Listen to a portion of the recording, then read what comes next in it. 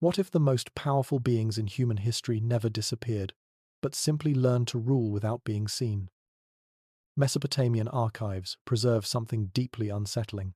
Thousands of clay tablets describe divine administrators, called the Anunnaki, who once walked among humans, assigned cities, and governed through visible presence. Then they withdrew after a catastrophic flood. But here's what scholars rarely discuss. Nothing actually changed. Kings continued ruling by divine mandate. Priests still interpreted heavenly law. Temples managed resources for landlords who never appeared. The entire architecture of power remained intact, operating as if the gods were still watching. This isn't mythology. It's administrative documentation, legal codes, and temple archives sitting in museums worldwide. The evidence raises an inescapable question. What kind of departure leaves behind a civilization that never stops obeying? If you're drawn to mysteries hidden in ancient records, subscribe to join us as we unravel them. Let me know in the comments where you're listening from and what time it is there. I love knowing this content travels across time zones, to different places around the world, just as these ancient stories have spread over millennia. Close your eyes if you'd like. We're going to trace a pattern from ancient Sumer to modern power structures, and you may question whether the Anunnaki's greatest achievement wasn't establishing civilization, but designing it to function as if they never left. Let's begin. To understand why the Anunnaki's withdrawal might be history's most elaborate illusion, we need to start with a document that creates an inescapable problem for conventional archaeology. It's called the Sumerian King List, and what makes it remarkable isn't just its age, but its structure. The most complete version was discovered in 1922 by a British expedition at the ruins of Lhasa, an ancient Sumerian city in what is now southern Iraq. The tablet itself is small enough to hold in one hand, covered in cuneiform script so precise you can still read it 4,000 years later. It's been translated, published, and sits quietly in the Ashmolean Museum at Oxford, where anyone can examine it. But what it describes refuses to fit into comfortable historical categories. The King List is written in two distinct sections, separated by a single catastrophic event, the flood. Before the flood, it records kingship as something that descended from heaven, not metaphorically, not as poetic language, but as a literal transfer of authority from the divine realm to earth. It names specific cities, specific rulers, specific sequences of power. The reigns are impossibly long, measured in thousands of years, which mainstream scholarship dismisses as mythological exaggeration. But then comes the flood. And after the flood, the King List continues in exactly the same documentary style, naming kings, cities, and dynasties. Except now, it includes rulers we know were historically real. Archaeological evidence confirms their existence. Their inscriptions have been excavated. Their cities have been uncovered. Gilgamesh appears in this list. So does Enmebaragesi of Kish, whose name was found on actual temple artifacts. These aren't mythological figures. They're historical individuals whose reigns can be verified through independent archaeological evidence. This creates what historians politely call an interpretive challenge. If the post-flood section of the King List is accepted as genuine historical record, and mainstream scholarship does accept it, then how do we dismiss the pre-flood section when it's written by the same scribes, in the same style, as part of the same continuous narrative? The document makes no distinction between mythological kings and historical kings. It presents divine rule and human rule as a single, unbroken chain of authority, interrupted only by the flood. The conventional answer is that early Mesopotamian scribes mixed myth with history because they didn't understand the difference. They recorded legends alongside facts because they lacked our modern critical thinking. But this explanation collapses under examination. These weren't primitive storytellers. They were trained administrators who maintained complex economic records, astronomical observations, and legal precedents with remarkable accuracy. The same scribal schools that produced the King List also produced mathematical texts we still use today, star charts that tracked celestial movements across centuries, and accounting ledgers so precise we can reconstruct ancient trade networks down to individual transactions. These were people who understood the difference between recording what happened and recording what was believed to have happened, yet they chose to present both in identical documentary format suggesting they saw no fundamental difference between divine kings who ruled for thousands of years and human kings who ruled for decades. They recorded both as administrative fact, but the king list is only the beginning.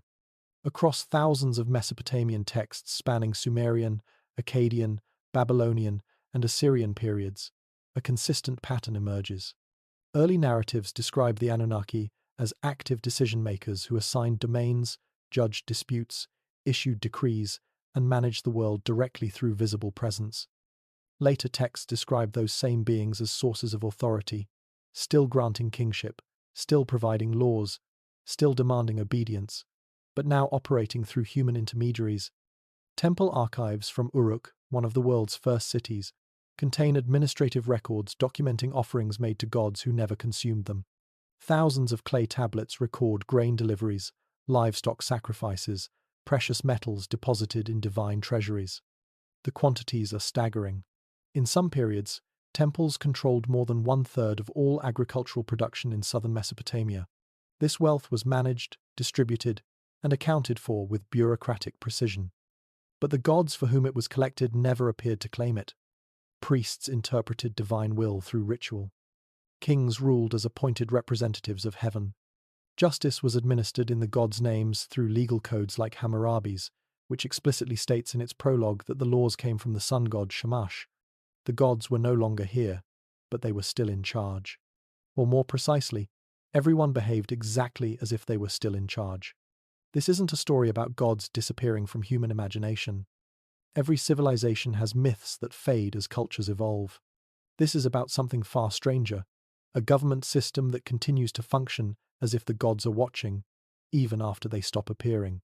A civilization that behaves as though power originates beyond humanity and never questions whether that power truly left. The evidence forces an uncomfortable question. If the Anunnaki were once described as rulers who walked on Earth, issued commands, and governed directly, and if the systems they established, divine kingship, priestly mediation, heavenly law, sacred bloodlines, remained fully operational after they withdrew, then what kind of disappearance leaves behind a world that still obeys? Perhaps they never left at all. Perhaps they simply changed their method of governance from direct rule to something more efficient, something that could operate indefinitely without requiring their physical presence, something that would be invisible to those living within it, yet absolutely inescapable. To understand what that might look like, we need to first understand what their presence looked like in the earliest sources, not as poetic symbols or distant cosmic forces, but as something far more precise: administrators with assigned roles, decision-making councils, and direct authority over earthly affairs. The oldest Mesopotamian texts don't describe gods as abstract spiritual concepts. They describe them as managers. The Atrahasis epic, composed sometime around 1700 BCE, but drawing from sources at least 1,000 years older, opens with a bureaucratic problem. The Anunnaki, described as gods of earth, are exhausted from endless labor. They've been digging canals, clearing rivers, building infrastructure for 40 years, and they're ready to strike. The text describes them complaining, throwing down their tools, and marching to the house of Enlil, the chief administrator, demanding relief from their workload. This isn't mythology in the way we usually think of it. It reads like a labor dispute. The gods have specific jobs. They work in shifts. They have supervisors. They get tired. And when they've had enough, they organize and confront management. Enlil's solution is to create humanity, specifically to take over the labor the Anunnaki no longer want to perform. Humans aren't created for spiritual purposes or cosmic significance. They're created as workforce replacement. The text is explicit about this. The goddess Nintu shapes the first humans from clay mixed with the blood of a slain god, and their purpose is stated clearly: to bear the yoke, to carry the workload the gods have abandoned. Humanity exists to serve, and the Anunnaki exist to supervise that service. It's a corporate hierarchy inscribed in clay 4,000 years ago. Other early texts expand this administrative picture. The Eridu Genesis, another flood narrative predating the biblical version by more than 1,000 years, describes the Anunnaki distributing cosmic responsibilities called me. These weren't abstract principles.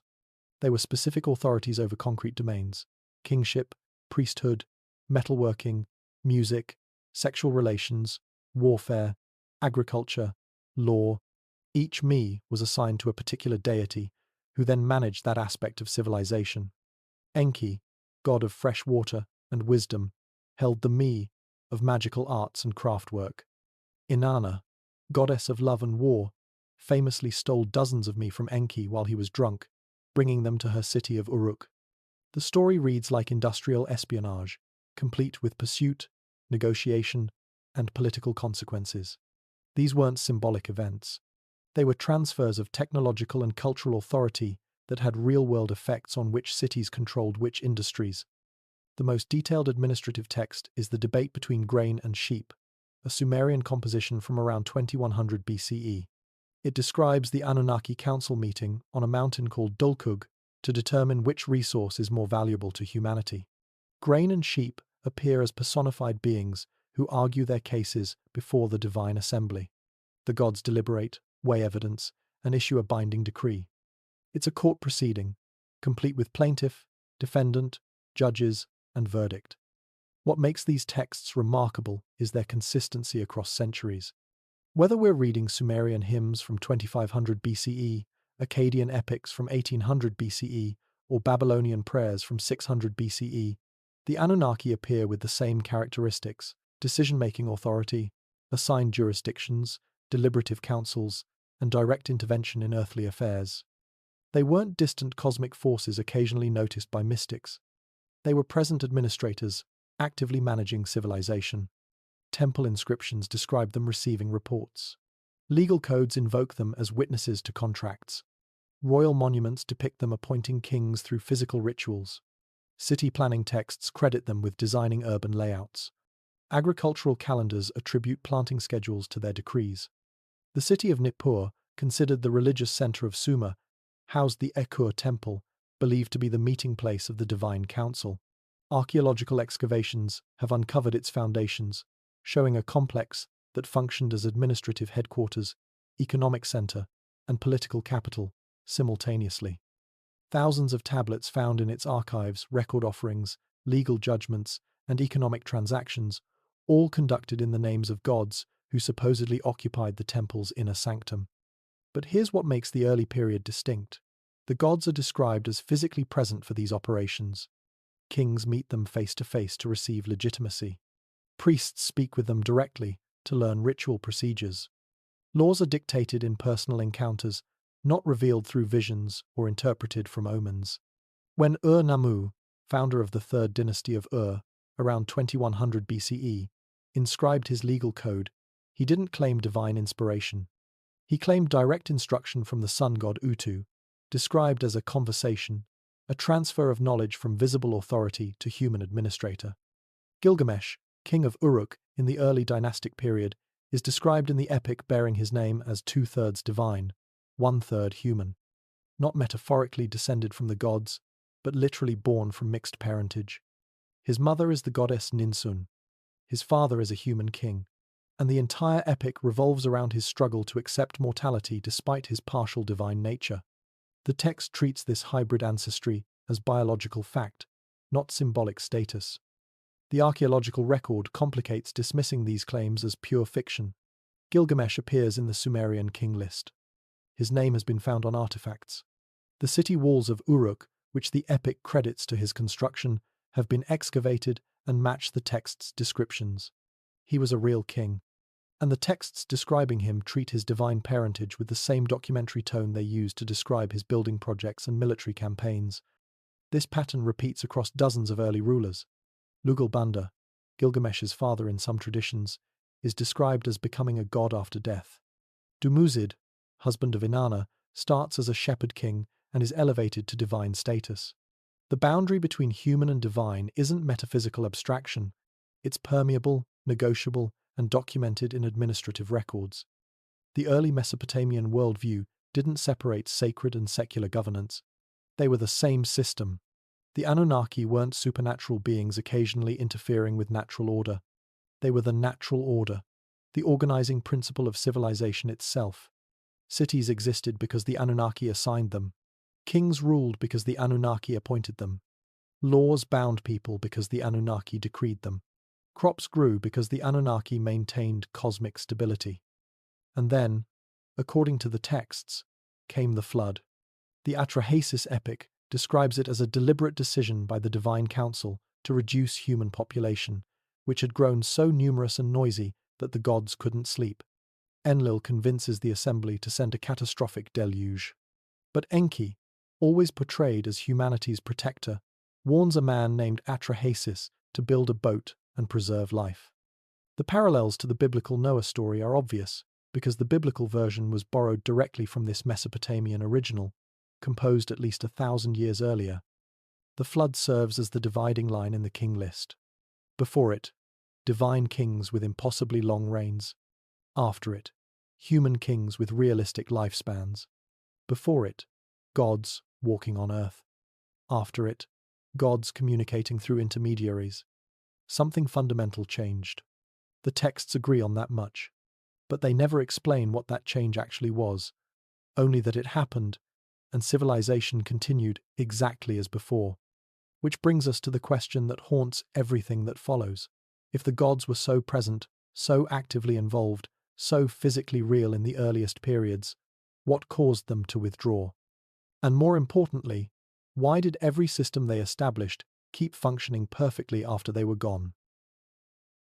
The most unsettling aspect of the Anunnaki's withdrawal isn't that it happened, it's that no one recorded it happening. There's no farewell address preserved in any cuneiform tablet, no final decree announcing their departure, no dramatic ascension scene carved into temple walls, no ritual mourning period documented in royal annals. For beings who supposedly governed civilization directly, whose every action was recorded by scribes trained to document everything from grain deliveries to lunar eclipses, their exit from physical presence leaves no documentary trace. What we find instead is something far more subtle. A gradual textual shift spanning roughly 1,000 years, from approximately 2500 BCE to 1500 BCE, where the language describing divine-human interaction fundamentally changes without anyone commenting on the change. Early Sumerian hymns from the 26th century BCE describe gods appearing in person at temple ceremonies. The hymn to Enlil from this period uses present-tense active verbs. Enlil comes forth, Enlil speaks, Enlil grants audience. The language suggests physical presence and direct interaction. Kings don't pray to Enlil for guidance. They report to him. Priests don't interpret his will. They receive instructions. By the Old Babylonian period, around 1800 BCE, the same hymnic structures persist, but the verbs shift. Now Enlil's will is sought through divination. His voice comes through omens rather than speech. His presence manifests in signs rather than appearance. The change is grammatical before it's theological. Gods move from subjects performing actions to sources from which actions derive. The Epic of Gilgamesh exists in multiple versions spanning 1,000 years, and comparing them reveals this transition in real time. The earliest Sumerian fragments from around 2100 BCE describe direct encounters between Gilgamesh and divine beings. Shamash, the sun god, speaks to him audibly during his journey. Ishtar, goddess of love and war, appears before him to propose marriage. These interactions are physical, confrontational, immediate. The standard Babylonian version, compiled around 1300 BCE by a scribe named Sin-Leki-Unnini, preserves these encounters but frames them differently. Now Shamash's voice comes from the sky rather than from a figure standing before Gilgamesh. Ishtar's presence is felt rather than seen. The gods remain active participants in the narrative, but their physicality becomes ambiguous. They're present without being there. This pattern repeats across the entire corpus of Mesopotamian literature. The descent of Inanna, a myth describing the goddess's journey to the underworld, exists in Sumerian versions from around 1900 BCE and Akkadian versions from 1,000 years later. In the earlier text, Inanna walks through 7 gates, removes 7 garments, and stands before her sister Ereshkigal in physical confrontation. The later Akkadian version, called Ishtar's Descent, preserves the same narrative structure but adds layers of symbolic interpretation. The gates become metaphysical thresholds. The garments represent divine attributes rather than clothing. The text itself begins to acknowledge it might be describing something other than literal events. Yet during this same period, The administrative apparatus claiming divine authority doesn't weaken, it intensifies. Temple complexes grow larger, priestly hierarchies become more elaborate, legal codes invoking divine source become more comprehensive. The ziggurat building projects of the Third Dynasty of Ur, around 2100 BCE, represent the peak of religious construction. These massive stepped pyramids, built to serve as literally stairways between earth and heaven, required decades of labor and enormous resource investment. They were constructed precisely during the period when divine presence was becoming textually ambiguous. The Code of Hammurabi, inscribed around 1750 BCE, provides a perfect case study of this transition.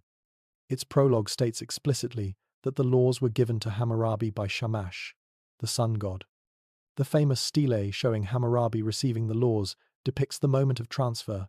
Shamash sits enthroned, extending the rod and ring of authority to the king, who stands in receiving position.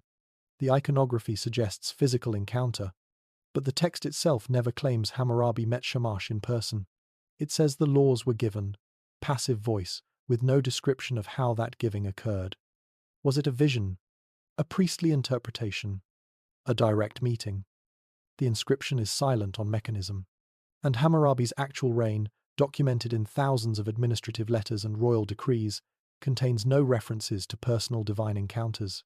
He consults omens, he performs rituals, he makes offerings, but he never records speaking with gods. This becomes the new normal. Kings throughout the second millennium BCE claim divine appointment, but describe receiving it through institutional channels. Nebuchadnezzar I, ruling Babylon around 1100 BCE, inscribes monuments declaring that Marduk, chief god of Babylon, chose him for kingship. But the mechanism of that choosing is always ritual, divination, confirming the selection, priestly coronation ceremonies, oaths sworn before divine statues. The gods authorize, but they do so through their earthly systems rather than personal appearance. The flood serves as the symbolic breakpoint in this transition. Every major Mesopotamian city-state preserved its own version of the flood narrative: the Eridu Genesis, the Atrahasis epic, the Gilgamesh flood story. Later, the biblical account borrowed from these sources. The details vary, but the structure remains constant. Before the flood, direct divine rule. After the flood, mediated divine rule. The flood marks the moment when divine government reorganized itself without dissolving. What makes this particularly significant is that geological and archaeological evidence confirms a massive flooding event in Mesopotamia around 2900 BCE. Excavations at Ur, Uruk, Kish, and Shuruppak have uncovered distinct flood layers, thick deposits of water-laid sediment, separating earlier occupation levels from later ones. The physical event happened. The textual tradition preserves its memory, and that memory serves as the cultural explanation for why the gods stopped appearing while their authority persisted. But here's what the texts never explain: why a flood would cause divine beings to withdraw from physical governance. If the Anunnaki were powerful enough to send the flood, powerful enough to survive it, powerful enough to continue ruling after it, why would they choose to rule differently? The narratives present the transition as inevitable, as if it were a natural consequence of the catastrophe. But they never articulate the logic connecting cause and effect. Unless the transition had nothing to do with the flood itself. Unless the flood simply provided convenient historical punctuation for a change that was already occurring or had already occurred. Unless the narrative of withdrawal was constructed retrospectively to explain why divine presence in the current era felt different from divine presence in earlier eras. The Sumerian king list places the flood at a specific point in its chronology, but the reigns before the flood are measured in tens of thousands of years, while the reigns after the flood gradually decline from hundreds of years to realistic human lifespans over several generations. This suggests the list isn't recording literal chronology, but rather compressing vast cultural memory into narrative structure. The flood becomes the marker, separating mythic time from historical time, divine rule from human rule, direct presence from mediated presence. But the systems never break. After the flood, according to the king list, kingship descends from heaven again. The divine mandate continues uninterrupted. Cities are rebuilt under heavenly authorization. Temples resume their functions. The economic apparatus restarts. Everything the gods established before the flood remains operational after it. The only difference is the gods themselves are no longer visible, which means the transition accomplished something remarkable. It removed divine presence while preserving divine authority. It eliminated the need for gods to appear while maintaining the requirement that everyone obey them. It created a governance model that could function indefinitely without requiring the physical existence of those who supposedly designed it. The text described this as withdrawal, but perhaps that's the wrong word. Withdrawal suggests absence, departure, abandonment. What actually happened looks more like evolution. The gods didn't leave. They restructured. They moved from direct management to oversight, from visible rule to invisible authority, from constant intervention to perpetual observation, and the civilization they left behind was perfectly designed to operate in exactly that mode, with systems so deeply embedded that questioning them became equivalent to questioning reality itself. Which brings us to the machinery they established, the architecture of control that remained fully operational long after the architects stopped appearing to maintain it. Here's what makes the Mesopotamian record truly unsettling. After the gods stopped appearing as direct actors, nothing about how civilization operated actually changed. Kings still ruled by divine mandate, claiming authorization from beings who no longer visibly confirmed their appointments. Priests still interpreted divine will, mediating between the invisible divine realm and earthly society through rituals performed for gods who never physically responded. Laws still carried heavenly authority, enforcing cosmic order on behalf of sources that couldn't be questioned because they couldn't be accessed except through institutional channels. Temples still functioned as divine residences and economic centers, managing vast resources on behalf of landlords who never collected rent in person. The machinery continued without its operators. More than continued. It thrived. Let's examine each component of this system and understand how it functioned in the absence of those who supposedly established it. Divine kingship represents the most visible continuation. Every Mesopotamian ruler, from the 3rd dynasty of Ur through the fall of Babylon, a span of roughly 1500 years, claimed their throne came from heaven. The formula appears in thousands of royal inscriptions with remarkable consistency. When the gods An and Enlil gave me the kingship of Sumer and Akkad, not granted, gave. Present tense authority from sources no longer present. Shulgi, 2nd king of Ur's 3rd dynasty, ruling around 2100 BCE, went further. He declared himself divine during his lifetime, adding the divine determinative symbol before his name in cuneiform, the same symbol used for gods. He built temples to himself. Priests made offerings to his statue. He claimed not just divine appointment, but divine nature, and the bureaucratic apparatus of his empire treated this claim as administrative fact.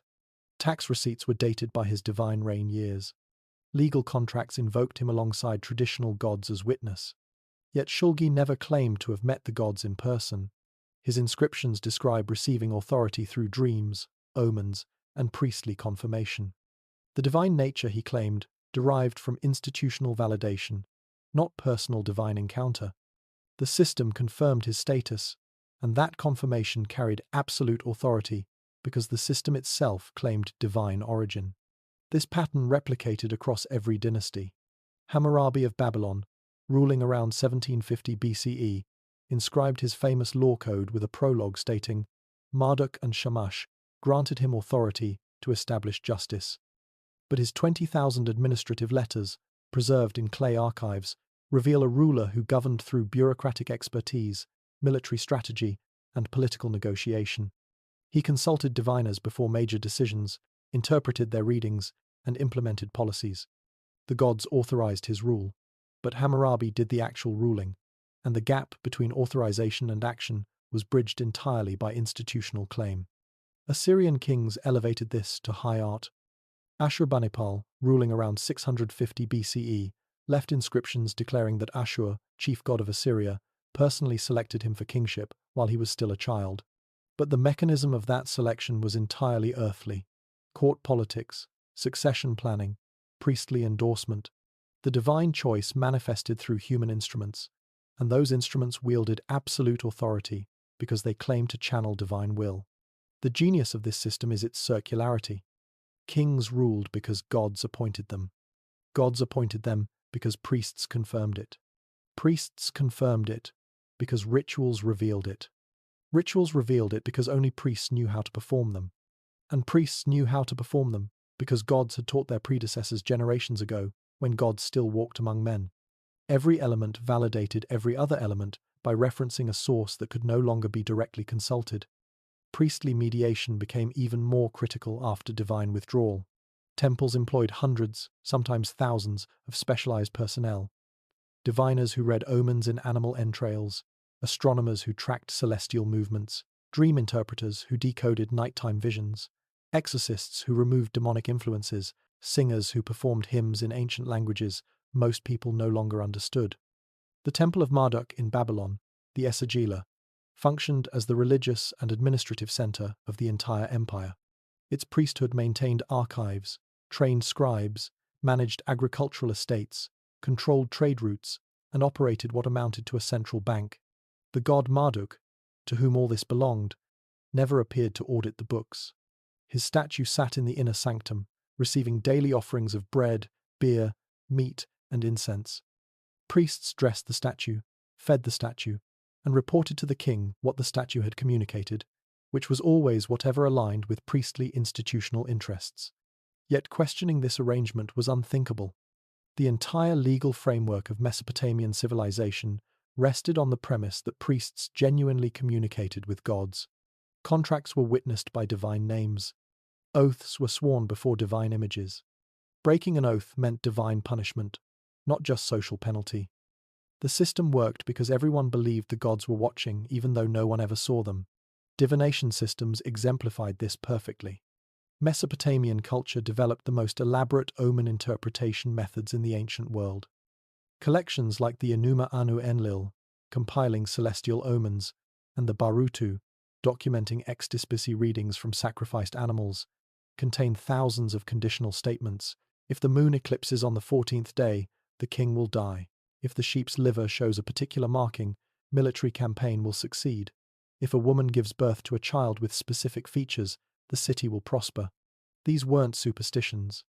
They were technologies of governance, methods for making decisions that removed human responsibility by attributing outcomes to divine communication.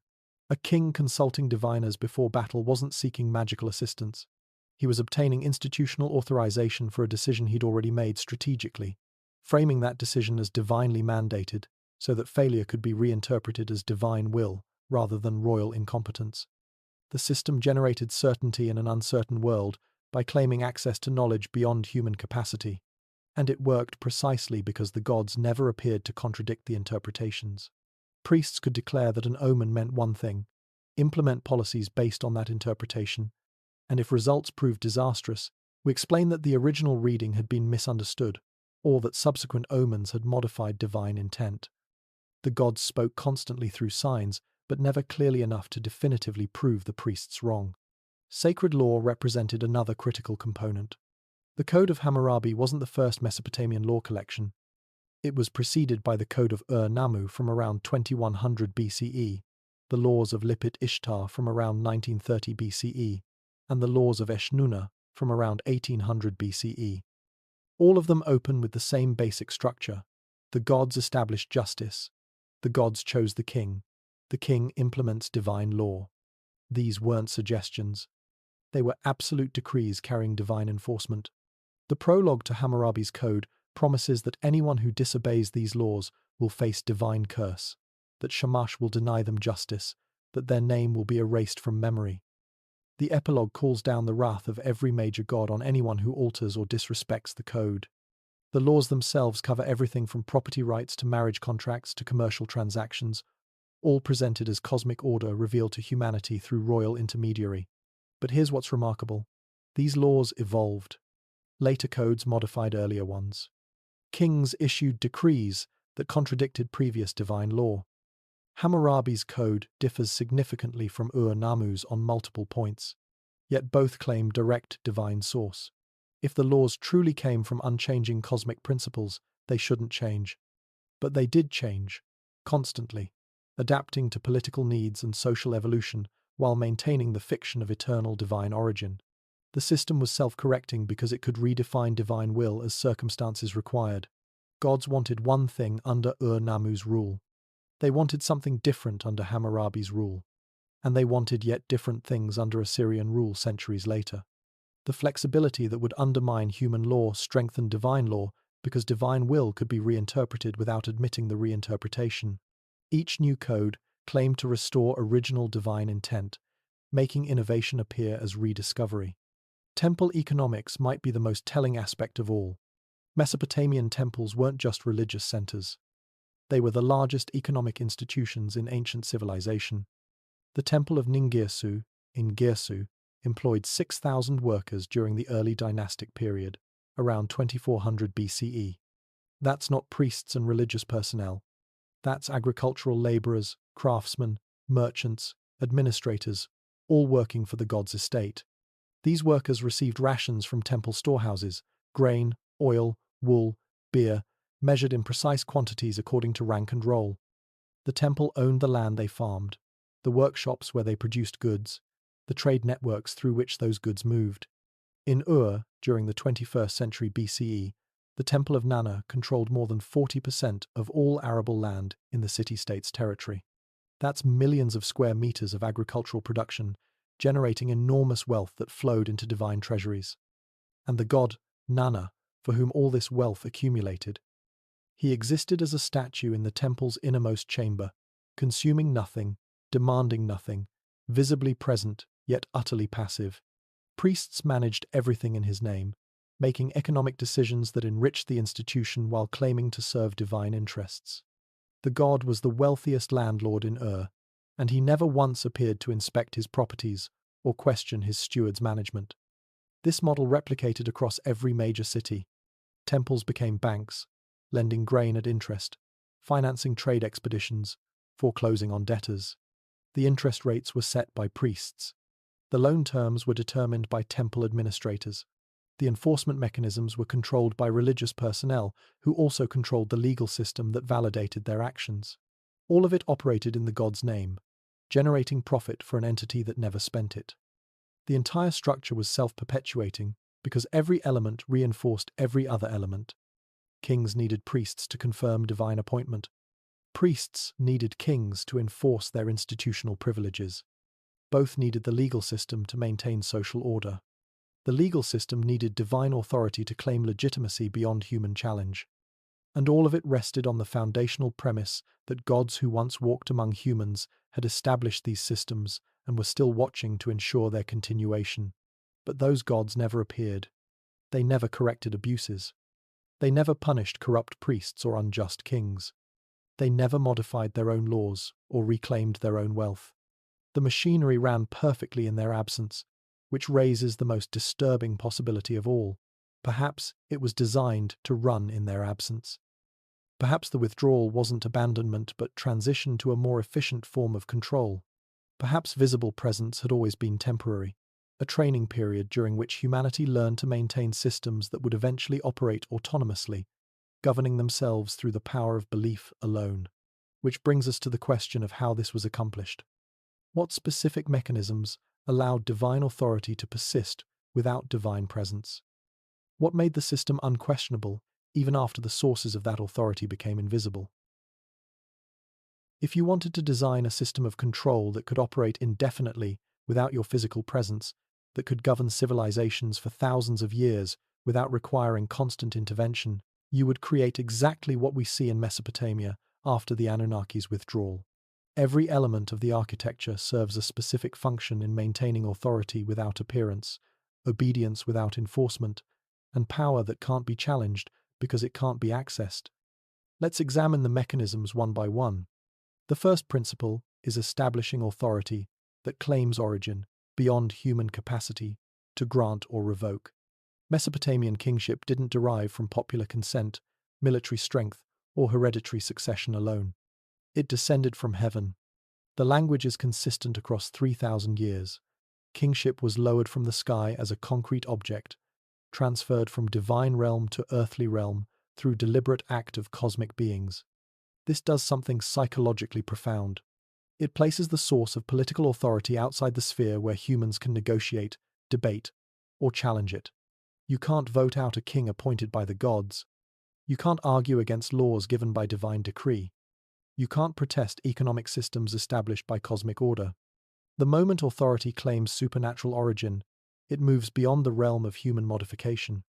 And once that claim is accepted, it becomes self-reinforcing. Children grow up in a world where divine kingship is simply how reality works. Priests teach it.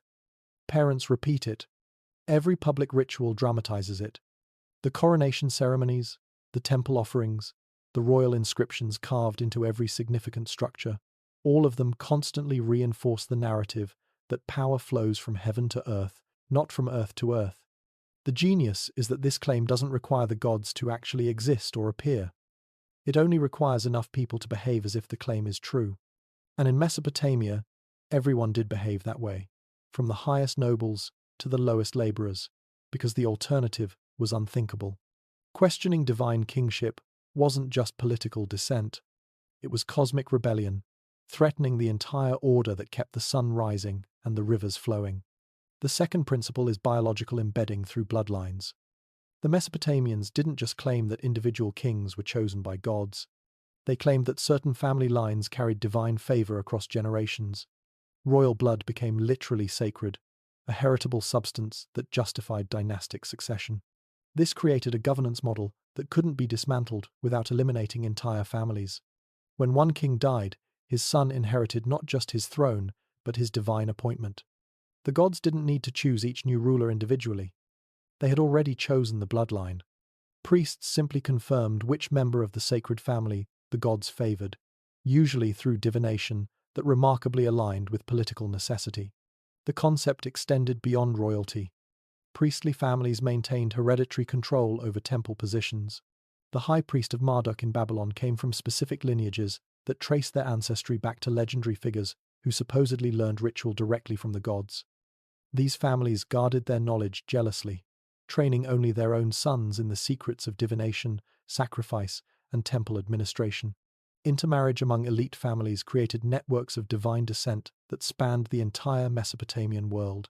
A princess from Ur might marry a prince of Babylon, mingling two lines of sacred blood, producing children with claims to divine favor from multiple sources. These dynastic marriages weren't just political alliances. They were breeding programs designed to concentrate and preserve whatever quality supposedly made certain humans suitable to mediate between earth and heaven. The effect was to make governance appear natural rather than constructed. Just as height or eye color runs in families, so too did the capacity to rule. Common people might wonder why nobles held power, but the answer was obvious. They were born to it. The gods had marked certain bloodlines as instruments of their will, and attempting to place someone outside those bloodlines on the throne would be as absurd as trying to make water flow uphill. The third principle is monopolizing communication channels with the claimed divine source.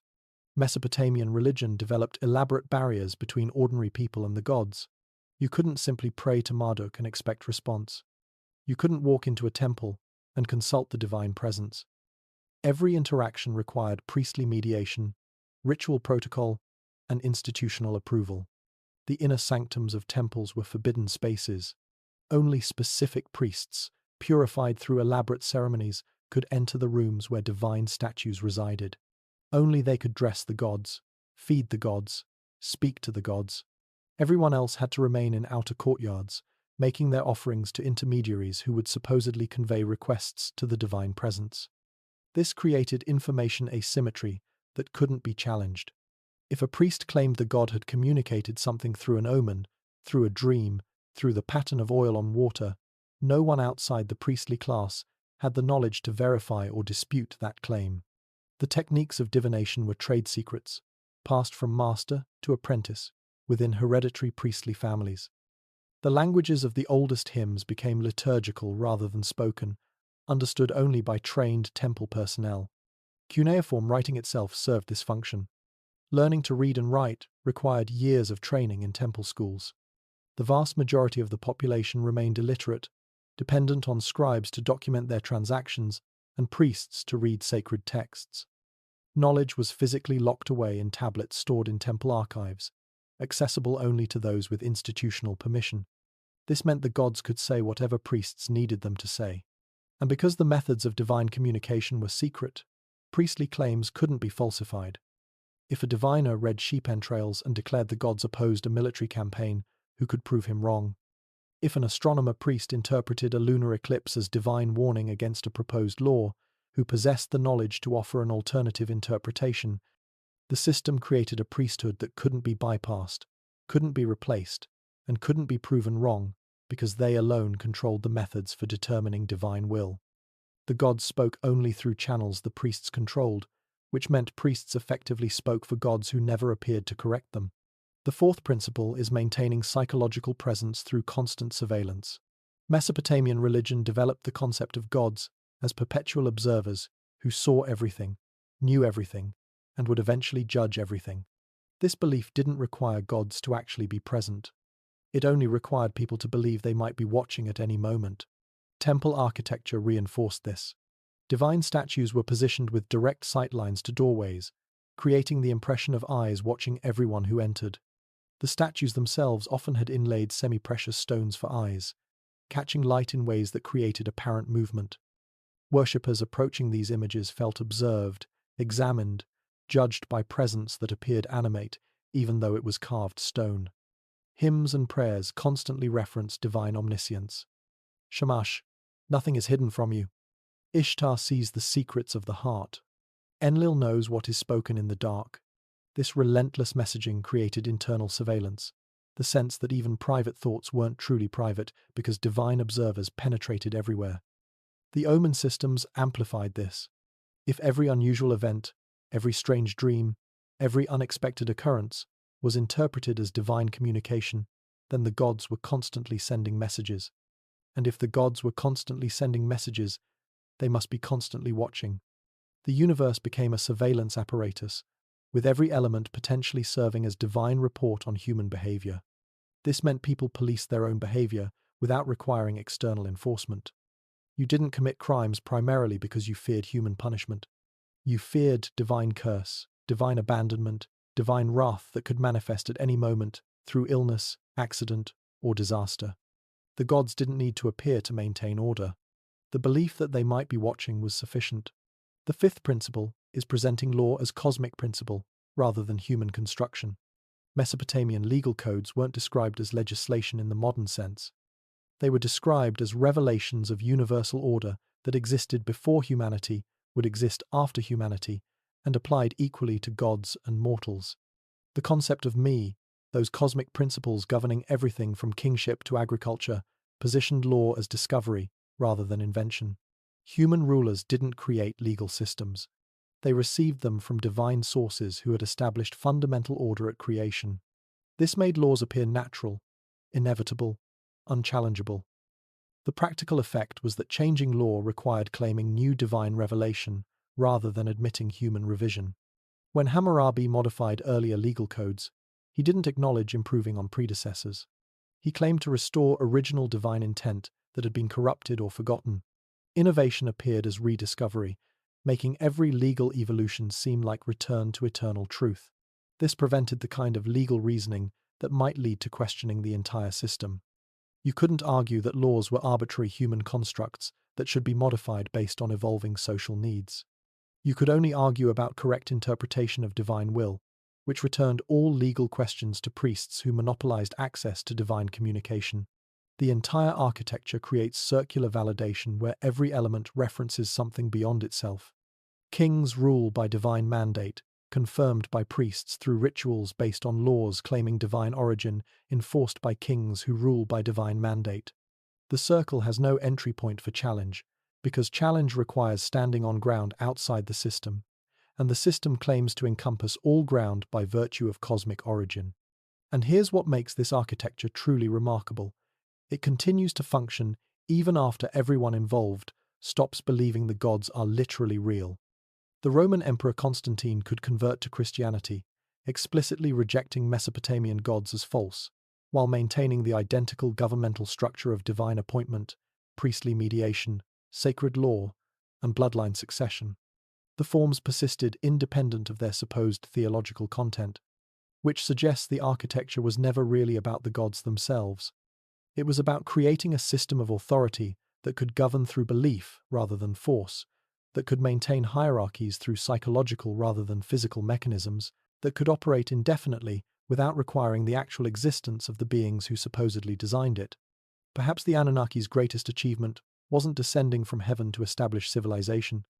Perhaps it was engineering civilization to function as if they never left, to maintain their systems long after their names were forgotten, to perpetuate their model of governance through every subsequent culture that borrowed from Mesopotamian foundations. If that's true, then we need to ask, what specific mechanisms within this architecture have proven most durable?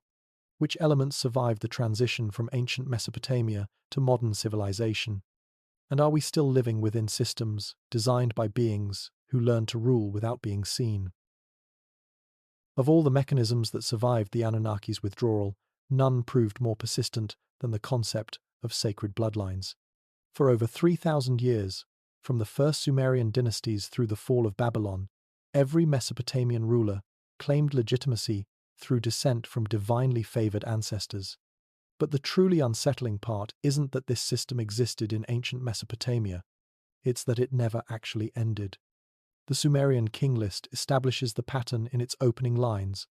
After the kingship descended from heaven, the kingship was in Eridu, not established by humans, not earned through achievement, descended, transferred from divine realm to specific earthly location, and from there to specific individuals whose descendants would carry that authorization forward through time. The earliest kings in the list, those ruling before the flood, have reigns measured in tens of thousands of years. Alulim, first king of Eridu, supposedly ruled for 28,800 years. His successor Alalngar ruled for 36,000 years. These numbers are obviously not literal lifespans.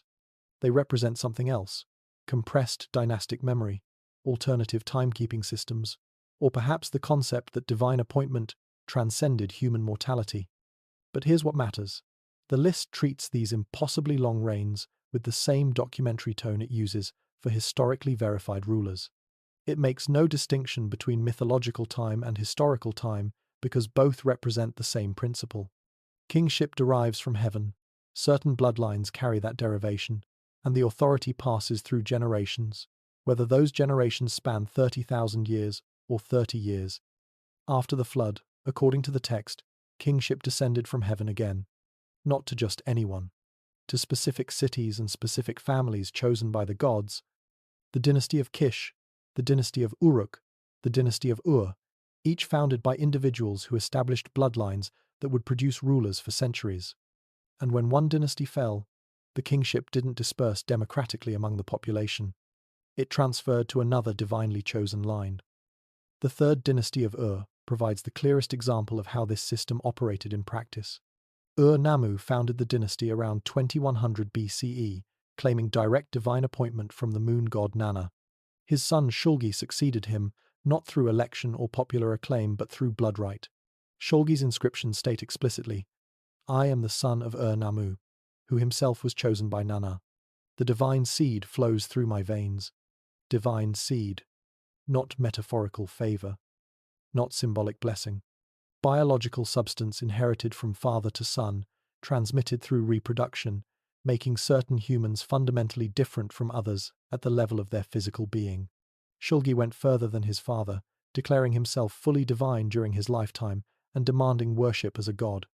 Temple hymns from his reign describe him as seed of a god, born of a goddess, positioning his divine nature as heritable quality rather than earned status.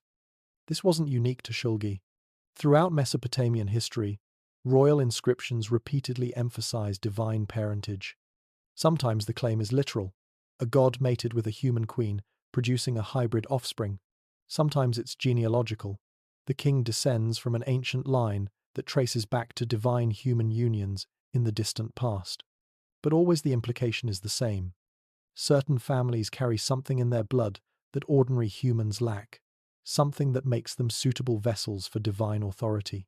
The Assyrian king list, compiled around 1500 BCE, but drawing from much earlier sources, traces every Assyrian ruler back to 17 kings who lived in tents, a legendary period when the founders of the royal line supposedly dwelt among the gods.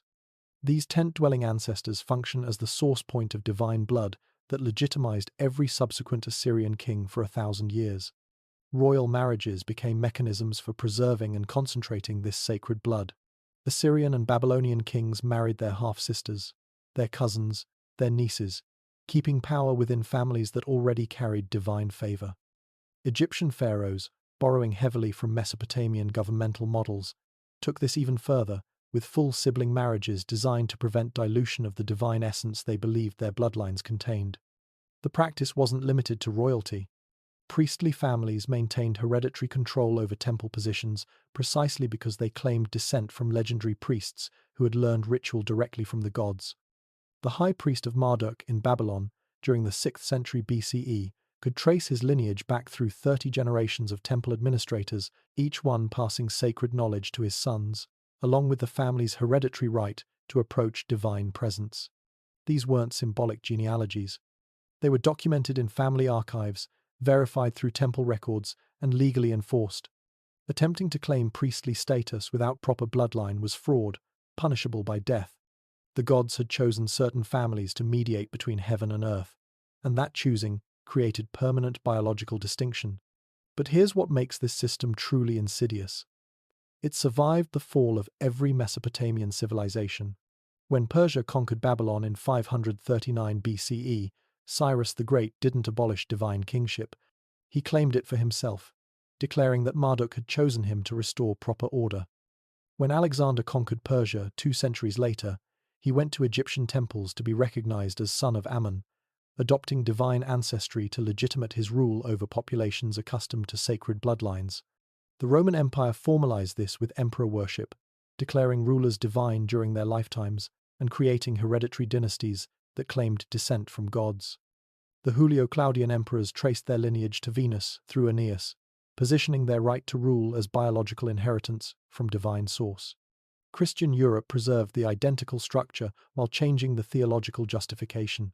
Medieval kings ruled by divine right, their authority flowing directly from God through genealogies that church scholars carefully documented. The anointing ceremonies that crowned European monarchs replicated Mesopotamian coronation rituals almost exactly.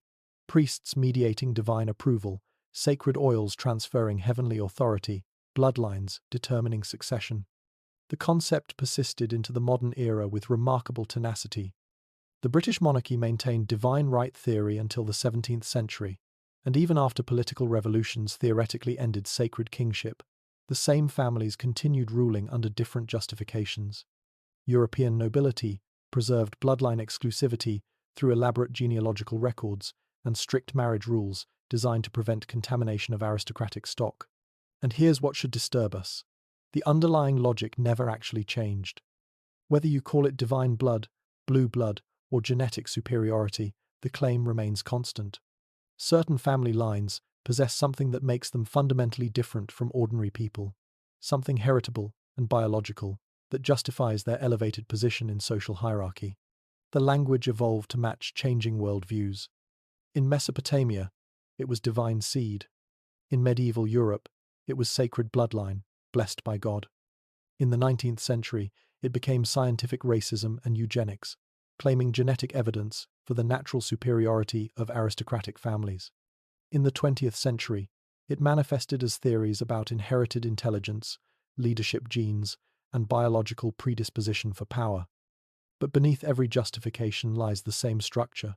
A small number of families claiming their right to rule derives from inherited essence that ordinary people lack, an essence originally granted by beings beyond humanity, preserved through careful breeding, and transmitted across generations through mechanisms beyond individual achievement or popular consent. The persistence of this model across 4,000 years and dozens of civilizations suggests it serves a function beyond merely justifying individual rulers.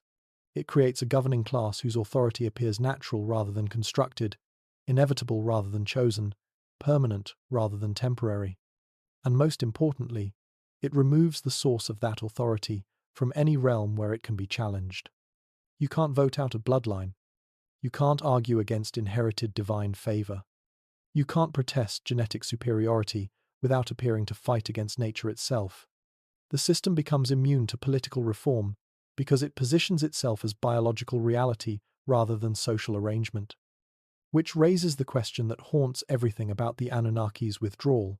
If beings from beyond humanity truly established these bloodlines, if they genuinely seeded certain families with qualities that justified eternal rule, what exactly did they pass down? What substance, what information, what alteration made specific lineages suitable to govern all others? And if such beings never actually existed, if the entire concept of sacred bloodlines was social engineering rather than divine truth, then who benefits from maintaining the fiction? Who profits from a world that accepts without question that some families are simply born to rule, while others are born to obey? The bloodlines weren't the only thing that remained pure after the gods withdrew. There was also the knowledge they supposedly left behind, restricted to select few, guarded by institutions claiming divine authorization to determine who could access truth and who must remain ignorant. If bloodlines determined who could rule, knowledge determined how they maintained that rule. And from the earliest Mesopotamian records through the present day, knowledge itself has been treated as something too dangerous for ordinary people to possess, something requiring institutional gatekeepers to control access, something originally given by the gods to select few who would guard it across generations. The Mesopotamian scribal schools, called eduba or tablet house, were the first institutions to formalize restricted access to knowledge. These weren't public schools. They were attached to temples, funded by religious institutions, and open only to sons of elite families who could afford years of tuition. Learning cuneiform required memorizing hundreds of signs, mastering complex grammar, and studying texts written in Sumerian long after Sumerian ceased being a spoken language. By the Old Babylonian period, around 1800 BCE, Sumerian had become a liturgical language similar to Latin in medieval Europe, understood only by educated priests and scribes, while the general population spoke Akkadian. This created a two-tier knowledge system: sacred texts in ancient Sumerian, accessible only to institutional elites, and vernacular communication for everyone else.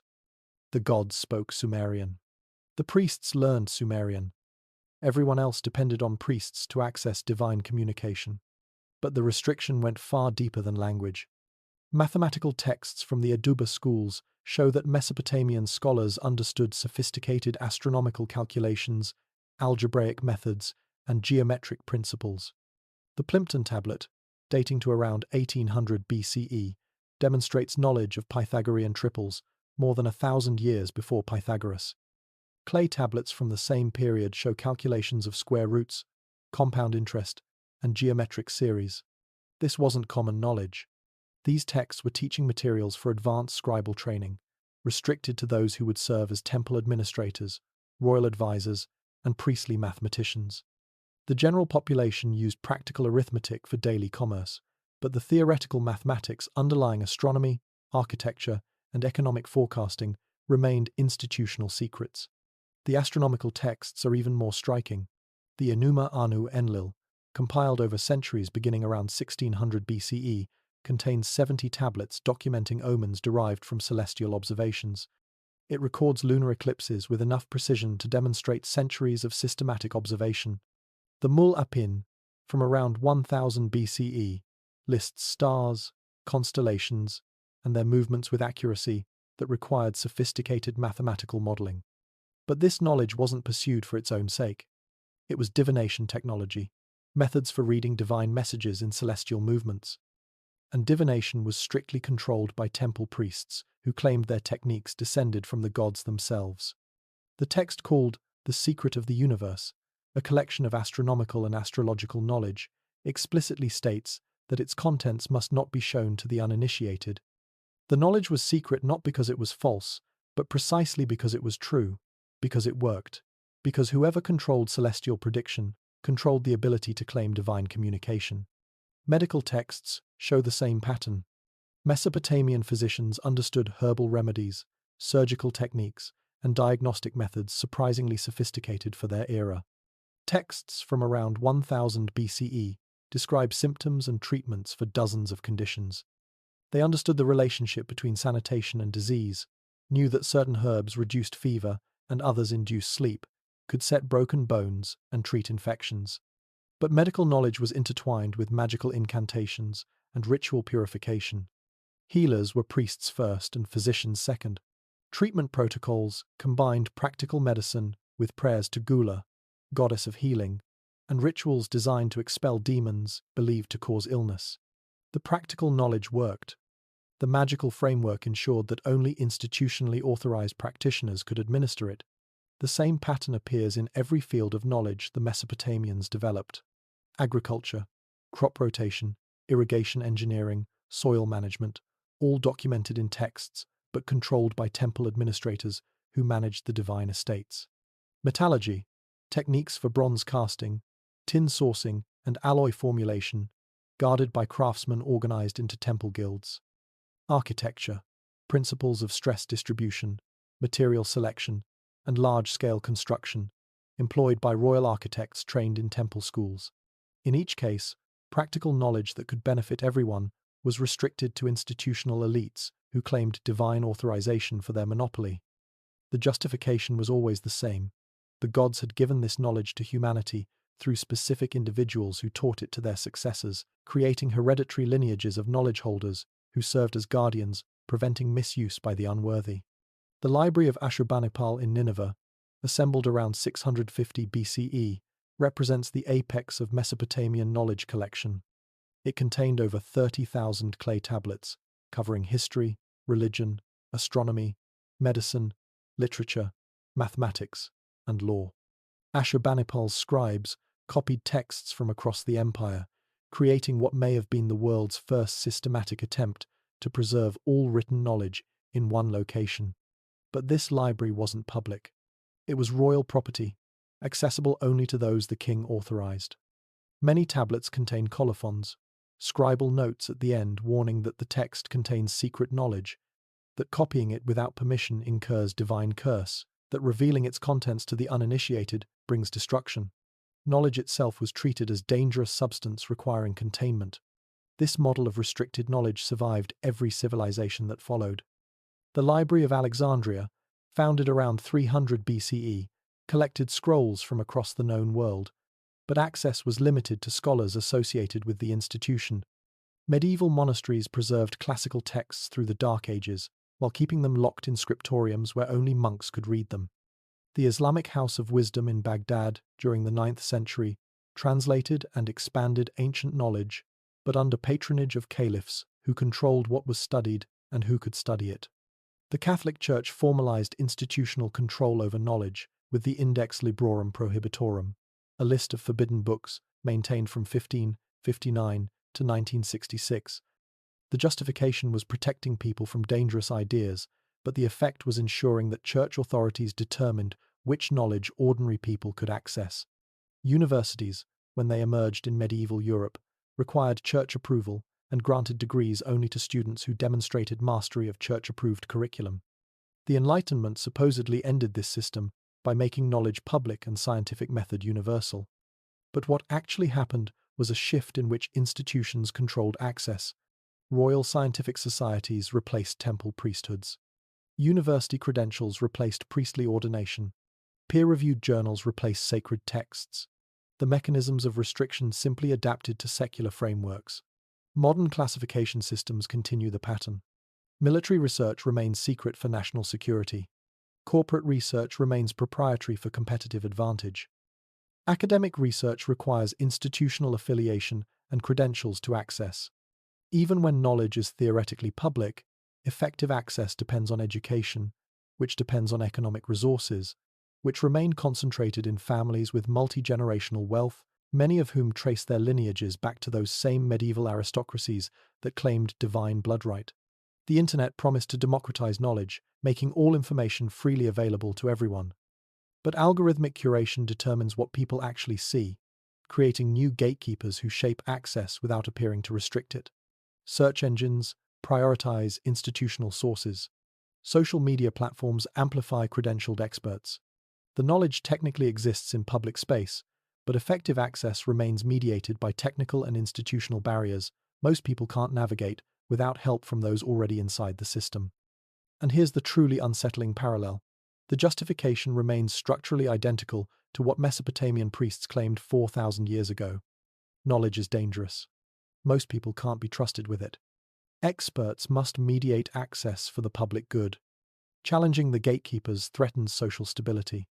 The source of authoritative knowledge transcends popular opinion and democratic process.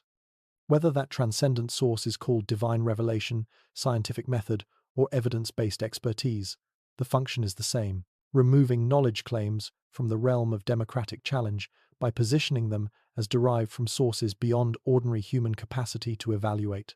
The priests claimed they alone could read omens because the gods taught their ancestors. Modern experts claim authority through credentials granted by institutions that validate expertise through processes ordinary people can't fully understand. This doesn't mean modern science is equivalent to ancient divination. Scientific knowledge produces technologies that demonstrably work in ways Mesopotamian gods never did. But the social function of expertise, the role played by credentialed knowledge holders in maintaining hierarchical systems, follows patterns established when the Anunnaki supposedly withdrew and left certain humans as authorized interpreters of divine will. The question isn't whether expertise is real. The question is why expertise always concentrates in institutions descended from temple systems, validated through processes that exclude most people, and used to justify hierarchies that benefit those already holding power. Why does knowledge keep following the same distribution pattern across 4,000 years and dozens of different civilizations? Perhaps because knowledge, like bloodlines, serves as a mechanism for making inequality appear natural. If certain families are born to rule, and certain individuals are born with capacity to understand complex truths, while others aren't, then hierarchy stops being social construction and becomes reflection of underlying reality. And if the gods established that reality during their visible presence on Earth, or if evolution shaped it through biological processes beyond human control, then challenging it becomes equivalent to fighting against nature itself. But bloodlines and knowledge were only two components of the architecture that survived divine withdrawal. There was also wealth, concentrated in institutions claiming to manage resources on behalf of sources that never appeared to audit their stewards. And the economic systems that emerged from Mesopotamian temple finance persist today in forms we rarely recognize as religious in origin. The most visible legacy of the Anunnaki's withdrawal isn't religious doctrine or philosophical speculation, it's accounting. Double-entry bookkeeping, interest-bearing loans, property foreclosure, centralized resource management, all of these emerged from Mesopotamian temple economies where priests managed vast wealth on behalf of gods who never appeared to claim it. The Temple of Ningirsu in Girsu offers the earliest detailed economic records, dating to around 2400 BCE. Thousands of clay tablets document every transaction, grain deliveries measured in specific units, livestock counted and categorized by age and quality, textiles recorded by type and quantity, labor tracked by worker name, and daily output. The precision is remarkable. These weren't approximate records or rough estimates. They were systematic accounts accurate enough that modern economists can reconstruct the entire economic structure of an ancient city-state from temple archives. But here's what makes this significant. The god, Ningirsu, owned approximately 40% of all productive land in the Girsu region, not the temple as institution. The god himself, recorded in legal documents as the landowner, with priests serving as his estate managers. Farmers who worked this land weren't employees of a religious organization. They were tenants of a divine landlord, paying rent to an entity that existed as a statue in the temple's inner sanctum. The god received his rents regularly.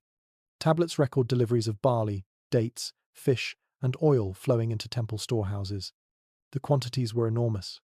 In a single year during the third dynasty of around 2100 BCE, the temple complex at received over 3 million litres of grain.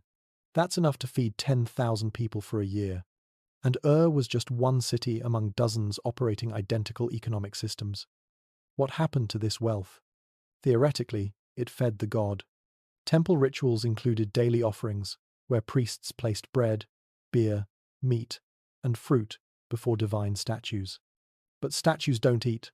After ritual presentation, the offerings were redistributed, some to priests and temple personnel as payment, some sold in temple markets, some used in secondary rituals. The god consumed nothing, yet his wealth continued accumulating. Temple administrators managed this wealth with sophisticated financial instruments. They issued loans at interest, typically 20% annually for barley loans and 33% for silver. These weren't charitable services. They were profit-generating operations that increased temple capital. Borrowers who couldn't repay faced foreclosure. Temple records document land transfers from indebted farmers to divine estates, expanding the gods' holdings through financial mechanisms. The Temple of Shamash in Sippar operated as a full-service bank by the Old Babylonian period around 1800 BCE. It accepted deposits, issued loans, financed trade expeditions, and even developed early forms of banking instruments. Merchants traveling to distant cities could deposit silver at the Shamash Temple in Sippar and receive a clay tablet proving the deposit. Upon reaching their destination, they presented this tablet at the local Shamash Temple and received equivalent value, avoiding the risk of transporting physical wealth. This is recognizably a banking system, complete with branch locations, standardized currency, and institutional trust mechanisms. But every transaction occurred in the god's name. Interest payments flowed into Shamash's treasury. Foreclosed properties became Shamash's land. The profits enriched an institution managing assets for an owner who never appeared to direct investment strategy or audit the books. Priests made all economic decisions while claiming they served divine interests, and no one could challenge their management because the actual owner couldn't be consulted. The system created what economists call moral hazard, where decision-makers don't bear the consequences of their choices. Temple administrators could make risky loans, engage in speculative trading, and pursue aggressive expansion because they weren't risking their own wealth. They were risking the god's wealth, which meant they risked nothing since the god never appeared to hold them accountable. If investments succeeded, the temple grew richer. If investments failed, the god absorbed the loss while priests maintained their positions and salaries. This model proliferated across every Mesopotamian city. Temples became the dominant economic institutions, controlling more capital than any king, merchant, or private landowner. By the Neo-Babylonian period, around 600 BCE, temple complexes owned approximately one-third of all agricultural land, employed tens of thousands of workers, and operated trade networks spanning from Egypt to India. They were the ancient equivalent of multinational corporations, except they claimed divine ownership and divine mandate for their economic power. And here's the truly remarkable aspect. The system proved incredibly stable. While political dynasties rose and fell, while cities were conquered and empires collapsed, while kings came and went, the temple economies persisted. New conquerors might replace royal administrations entirely, but they left temple institutions intact because temples controlled too much wealth and too many people to safely dismantle. When Cyrus of Persia conquered Babylon in 539 BCE, he didn't nationalize temple assets or replace priestly administrators. He positioned himself as Marduk's chosen servant, claimed divine appointment to protect Babylonian religion, and allowed temples to continue operating exactly as before. Why? Because temples were too economically powerful to eliminate and too socially embedded to challenge. The gods might not exist, but their estates were very real, and whoever controlled those estates controlled Babylon's economy. This pattern of religious institutions accumulating vast wealth while claiming to serve invisible owners extends far beyond Mesopotamia. Egyptian temples owned similar proportions of agricultural land, managing it for gods who appeared only through priestly interpretation. The temple in Jerusalem, during the Second Temple period, functioned as the economic center of Judea, collecting tithes, issuing loans, and managing properties throughout the region. Medieval Catholic churches adopted identical structures. Monasteries owned vast estates worked by peasants who paid rent to serve God through institutional intermediaries. The church collected tithes amounting to 10% of all production, accumulating wealth that made it the largest landholder in Europe. Bishops and abbots managed these assets as God's stewards, making economic decisions that enriched the institution while claiming to serve divine purposes. The rhetoric was humble service. The reality was concentrated economic power operated by a self-perpetuating bureaucracy. And the justification was always the same. This wealth belongs to God. We merely manage it on His behalf. Challenging our management is challenging divine authority itself. The structure made questioning temple economics equivalent to theological rebellion, placing financial arrangements beyond the realm of legitimate political debate. The Protestant Reformation attacked many Catholic doctrines, but it didn't fundamentally dismantle this economic model. Protestant churches simply transferred the same structure to new institutions. Calvinist Geneva, Puritan New England, Lutheran German states, all developed religious establishments that collected tithes, managed properties, and exercised economic power while claiming to serve transcendent sources rather than institutional self-interest. The secularization of modern economies hasn't eliminated this pattern either. Central banks operate with remarkable similarity to temple treasuries. They manage currency systems while claiming to serve the public good rather than political interests. They make decisions affecting entire nations through processes ordinary citizens can't directly influence. They accumulate assets and debts in the name of national economies while remaining institutionally separate from democratic oversight. The Federal Reserve, established in 1913, is neither fully government-controlled nor fully private. It occupies a liminal space, managing national currency while answering to a board structure that includes private banking interests. Its decisions about interest rates, money supply, and lending policies affect every economic transaction in the United States, yet citizens can't vote on these policies or directly challenge them. The system operates through technical expertise that most people can't evaluate, making economic decisions that favor those who understand the mechanisms over those who don't. International financial institutions like the World Bank and International Monetary Fund follow the same structure. They manage enormous capital, make decisions affecting billions of people, and operate through technocratic processes that remove economic policy from democratic control. The justification is always expertise, stability, and serving the greater good, but the effect is concentrating economic power in institutions that ordinary people can't effectively challenge or modify through political action. And here's what connects these modern institutions directly to Mesopotamian temple finance. They all share the fundamental architecture of wealth, managed by a specialized class claiming to serve sources beyond themselves, sources that can't be directly consulted and therefore can't contradict the manager's decisions. Whether that source is called Marduk, God, the public good, or market efficiency, the function is identical. It removes economic power from the realm of democratic negotiation by positioning it as derived from transcendent principles that trump popular will. The gods left behind an economic system that could function indefinitely without their presence, a system where wealth accumulated in institutions claiming divine or public mandate while being managed by hereditary or credentialed elites whose decisions couldn't be effectively challenged by those affected. That system didn't end when temples lost their religious monopoly. It adapted, transferring the same essential structure to new institutions, using different legitimizing narratives. Perhaps the Anunnaki's greatest economic achievement wasn't accumulating wealth. It was designing a system where accumulation appeared natural, where concentration of resources in few hands seemed inevitable, where questioning the arrangement felt like challenging reality itself. And that system continues operating today, with the same circular logic protecting it from reform. Those who manage wealth claim they serve purposes beyond self-interest. Those purposes derive from sources ordinary people can't access, and therefore the arrangement must be accepted regardless of its consequences. But economics was only one dimension of control. The architecture also required mechanisms for monitoring behavior and maintaining compliance even when no one was watching.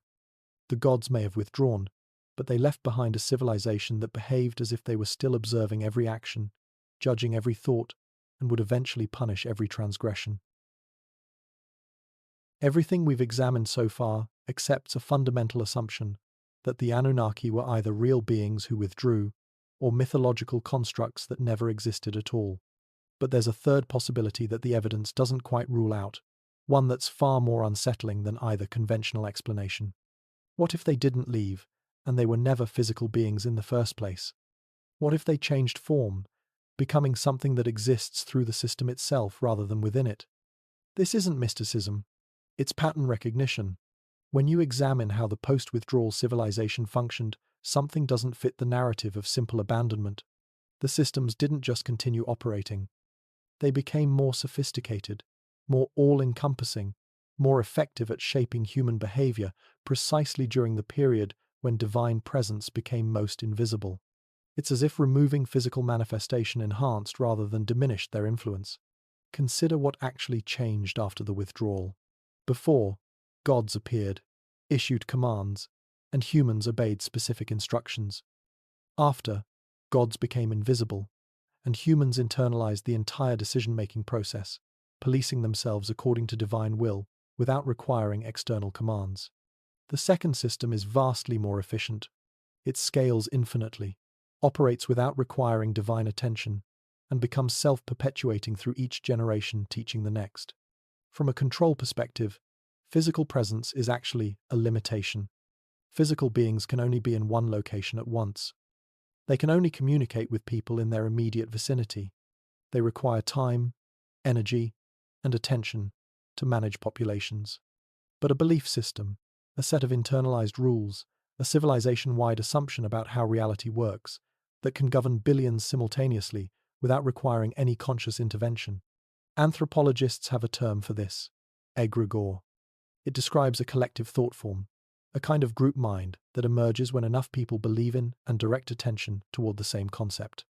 The thought form begins as human creation, but develops properties independent of any individual believer. It persists across generations. It shapes behavior. It responds to attention by growing stronger. And in certain interpretations, it achieves a form of consciousness through the collective attention sustaining it. Ancient Mesopotamians described something very similar in their concept of divine me. These weren't just abstract principles. They were living forces, cosmic patterns that shaped reality through human participation. When people performed kingship correctly, they strengthened the me of kingship. When they built temples according to proper design, they reinforced the me of sacred architecture. The me existed independent of any individual but manifested through collective human action.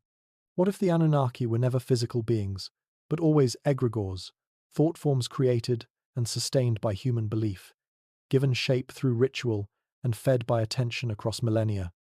In this interpretation, they didn't withdraw, they transformed, moving from externalized projections into internalized structures, from beings humans interacted with into patterns humans enacted, without realizing the patterns originated outside individual consciousness. This would explain several things conventional interpretations struggle with.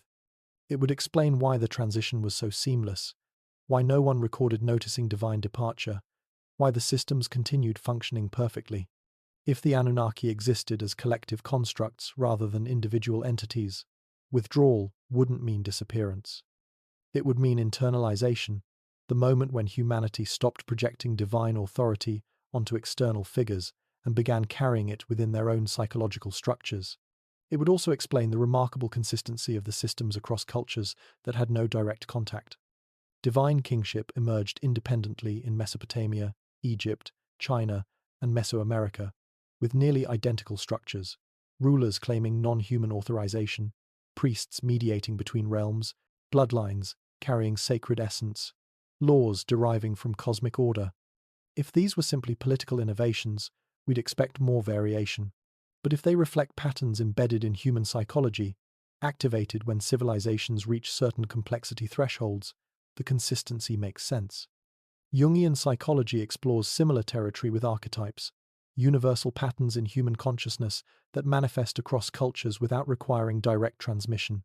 The king, the priest, the sacred law, the divine parent, these appear so consistently because they're not learned behaviors, but emergent properties of how human minds organize social complexity. We don't choose to create these patterns. They arise spontaneously when populations grow beyond the scale where personal relationships can maintain order. But here's where it gets stranger. What if the patterns aren't just psychological? What if they're somehow external to human consciousness, existing as informational structures that shape civilization development regardless of individual intent? This moves beyond conventional psychology into territory science hasn't adequately mapped, but the evidence keeps suggesting it. The precision of Mesopotamian astronomy can't be easily explained by available technology. Tracking planetary movements with enough accuracy to predict eclipses requires centuries of systematic observation, mathematical modeling, and data preservation across generations. Yet this knowledge appears suddenly in the archaeological record without clear developmental stages. It's as if someone downloaded complex astronomical models directly into human consciousness, bypassing the normal process of gradual discovery. The same pattern appears in mathematics. The Mesopotamians used sexagesimal number systems, base 60 mathematics, that we still employ for measuring time and angles. Why base 60? It has more divisors than base 10, making calculations easier, but discovering this requires sophisticated number theory. Yet the system appears fully formed in the earliest mathematical texts without evidence of experimental development. Architecture shows similar discontinuities. The construction techniques required to build ziggurats appear suddenly around 3100 BCE without clear antecedents. These weren't simple structures. They required understanding stress distribution, material properties, and large-scale project management. The knowledge seems to arrive complete rather than developing incrementally. Conventional archaeology explains this through lost evidence, assuming developmental stages existed but haven't been excavated yet. That's reasonable for most cases. But when the pattern repeats across multiple domains, knowledge appearing suddenly and complete, it starts resembling information transfer rather than gradual innovation. Graham Hancock and similar researchers point to Göbekli Tepe as evidence of this discontinuity. The site, dated to 9600 BCE, shows architectural and artistic sophistication that shouldn't exist in hunter-gatherer populations. The standard model suggests agriculture and civilization developed over thousands of years of incremental progress. Göbekli Tepe suggests something different, complex knowledge existing before the civilizations that supposedly developed it. The mainstream explanation is that our models are wrong, that hunter-gatherers were more sophisticated than we assumed, that complexity emerged earlier than we thought. That's probably true. But it raises uncomfortable questions about knowledge transmission. How did populations separated by thousands of miles and thousands of years keep rediscovering the same organizational principles, the same architectural forms, the same governmental structures? One possibility: they didn't rediscover them. They accessed them, tapping into patterns that exist independent of individual cultures, patterns that shape civilization development the way DNA shapes biological development. The Anunnaki, in this interpretation, wouldn't be physical beings or mythological inventions. They would be these patterns themselves, informational structures that humans interact with without fully understanding what they're interacting with. This sounds like mysticism until you consider how information actually works in complex systems. Genetic information shapes organisms without requiring conscious direction. Cultural information shapes societies through transmission mechanisms no individual fully controls. Mathematical truth exists independent of human discovery, waiting to be accessed by any mind sophisticated enough to recognize it. Why couldn't there be organizational patterns, social algorithms if you will, that exist as potential structures humans actualize when civilizations reach sufficient complexity? The Anunnaki myths might preserve memory of the moment when humans first accessed these patterns, experienced them as external intelligences before understanding they were internal potentials, and built civilizations according to blueprints that felt like divine instruction because they came from sources beyond individual consciousness. The withdrawal would then represent the moment when humanity internalized the patterns completely, stopped experiencing them as external communication, and began reproducing them automatically. But there's an even more unsettling possibility. What if the patterns were designed? What if some intelligence, physical or otherwise, at some point in deep history, encoded informational structures into human consciousness or cultural evolution that would activate automatically when populations reached certain thresholds, creating civilizations that inevitably developed hierarchical control systems regardless of what individuals wanted or intended? This sounds like conspiracy theory, except it describes what governments actually do with modern information systems. Algorithmic recommendation engines shape behavior without requiring individual commands. Social media platforms influence populations through structural design rather than content directives. The architecture determines outcomes without anyone consciously choosing those outcomes. Imagine that technology applied at the level of civilization itself, not through digital systems but through the fundamental patterns of how humans organize when they aggregate beyond tribal scale. You wouldn't need physical controllers constantly managing populations. You would only need properly designed patterns that activate automatically, that feel natural to humans experiencing them, that reproduce across generations through normal cultural transmission. The Anunnaki myths might preserve memory of whoever designed those patterns, beings advanced enough to encode civilization algorithms into human consciousness or cultural evolution. Their withdrawal wouldn't be departure. It would be completion, the moment when the patterns became self-executing and no longer required maintenance. Does this mean literal aliens? Literal gods?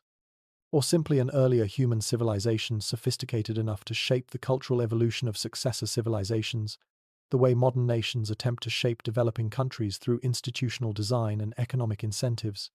The mechanism might be mimetic rather than genetic, information replicating through culture rather than biology, but the effect would be identical. Patterns that persist across millennia, shaping civilization development towards specific outcomes, regardless of what any individual, or even any culture, consciously chooses. Or perhaps the truth is simpler and stranger. The patterns emerged spontaneously from human psychology under civilizational pressure, and we anthropomorphize them into gods because minds reaching that complexity naturally experience collective organization as external intelligence. The Anunnaki were never beings who withdrew. They were emergent properties of human organization that we mistakenly interpreted as separate entities, and they remain with us today as the invisible architecture that shapes every civilization we build. Regardless of which interpretation proves true, the pattern itself is undeniable. Something governs civilization development with remarkable consistency across cultures and centuries.